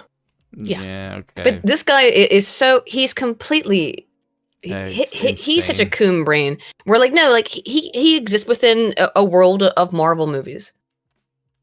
We've had where so everything- little audience. That's probably why. Yes, it's very childish. Everything must be like a Marvel movie. Everything must be like a movie where there's an evil person, a good guy, and a bad guy. It's not that there's shades of gray. And yes, by the way, there are evil people in this world. Okay, there are absolutely evil They people. called Joe But- Biden. But the idea that everybody must fall into he's the villain of the world. This is a very extremely childish, Stupid perspective. Yeah. 7-year-old's level of political acumen and take. And of course, that's what you have to expect because he's entertaining 7-year-olds. I think Vosh's average age of his viewers is probably 13, to be fair, but still. Yeah, I would say. You look like at this in 13 to retrospect. Definitely 13 to 15. Under 18. Well, there are high schoolers who think they're very intelligent. It's the I are very smart or I Reddit kind of stuff. Yeah. No, really, it's wow. Yeah, I'm very intelligent, and I watched a Vosh video. I can guarantee that, like, if I was growing up today, I would have known so many people who would be like, "Oh yeah, I watched this intellectual. I'm also a little bit of an intellectual myself." Yeah, 13 to 15-year-olds, I would imagine are. And I'm not saying that, like, people often say that, like, "Oh, your audience is children." That's a disparaging thing. It depends. For entertainers like PewDiePie or whatever, it doesn't matter if his audience is 15. They're not by this point, but yeah, he's an entertainer. He's just making funny videos. So, or I've also heard like Pyrocynical talk about that, like, oh, his audience is 15. Maybe a lot of them are, but you're an entertainer. You're just making funny meme videos on the internet. This guy's making political videos intended to influence. Well, I'll use the more polite word, intended to influence the youth into political action and political belief. Indoctrinate. Yeah. A student of history for 2 says Mary Shelley was a warning against Elon Musk, right? Apparently, Mary Shelley was warning us against the postmodern Prometheus that is Elon Musk. I mean, he's the monorail guy from The Simpsons. If he kept winning, and 20 years later he was the wealthiest man on earth, and he had the ear of like nation states and presidential leaders. This is a stretch, but no, I don't think it's a stretch at all. Not even remotely. Even if Elon Musk wasn't himself a conservative who promotes conservative populism, I would believe this. But the fact that he is as well is like super duper. He's not. He's not. We have no evidence for that. And by the way, he just said it doesn't matter whether or not he is. He'd still hate him. Worse than oil executives? Yeah, I'd say so. Because oil executives as individuals are part of a broader system that's reinforced from a bunch of different directions to maintain the hegemony of the oil and the coal and the gas industries. Elon Musk as an individual, like singly, as a one guy, like he's not replaceable the way they are. Like oil executives come and go. It's the system built around them. He isn't. Elon Musk himself isn't a system. There's something specific about him and his social power that at least not replaceable. Anyway, why do you think moving that along. is? Stop. Okay, so no, seriously, why do you think that is? If he's just some giant know. fucking retard that keeps failing upward, why can't you just find another failing retard? I don't know. Exactly. I'm going to Because he's play an idiot. I'm going to play the last video then as we end, which is Destiny's response. I guarantee you to this precise clip and not to anything else at all. You will have to go over back into my I'm sharing my screen. Is this gonna make me laugh? Yes. Okay. Most likely. Oh. Let's go base Destiny. We didn't get to talk too much about the Troon time or anything. We'll do that tomorrow. since we did just run out of time today, guys. With just too much stuff going on with literal Pootler Man and Elon Musk. Why the hell can I not see anything? You're not sharing a screen. Am I not? No. Oh. Let me try again. There we go. Is that working? Yeah, let's see. There we go. Okay. All right. You ready? No. All right, let's go. Kat revealed, for no reason, by the way, that her and Vosh sexted. Vosh said, yeah, she's got big titties, so we sexted. That's not anything fucked up. And then she was like, yeah. Can you make it loud? It's really quiet. Wasn't impressed. What? Can you make it louder? It's really quiet. Oh, No. no, that's hang on. I can maybe, if I turn up my volume. No, it's alright. Just leave it like that. I don't know. We just have Sorry, to be quiet. there is text. It's really funny. I wish I could turn it up louder because it's really fucking funny. But just you gotta listen here. It's very. Destiny's about to say something extremely important. It's very, very, very erudite and. What the fuck? Only girls can get away with some crazy shit like that. Stop. No incels, guys. Stop. It's not women. We need to stop hating women and start hating and start hating people that are trampling over the rights of women. Okay? We will not stand for this. I knew what you wanted to say there, Destiny. You had to do that QTE. That QTE. That's very base Destiny. Start hitting people trampling on our rights. Very base, Steven. Thanks. That was the most base thing he's probably ever said in his entire YouTube career. I don't know what he wanted to actually say. No, what could it be? I have no idea. By the way, that backlash is gonna come. It's coming. It's coming. It's coming quite soon. So, speaking of which, tomorrow, then, since we went late today with our other stuff, we will be covering Turn Time. I named my segment Turn Time. The Fall of Hollywood, General Clown World, Let's Go Brandon, Trump dates, and the DeSantis Spurg. So those will be the topics for tomorrow because we missed those. Anywho, thank you for joining us for this evening. We will see you, I guess, tomorrow, probably around the same time, 8:30 GMT, which will be 3:30 EST. See you tomorrow. Yeah, we do crazy Take shit. care.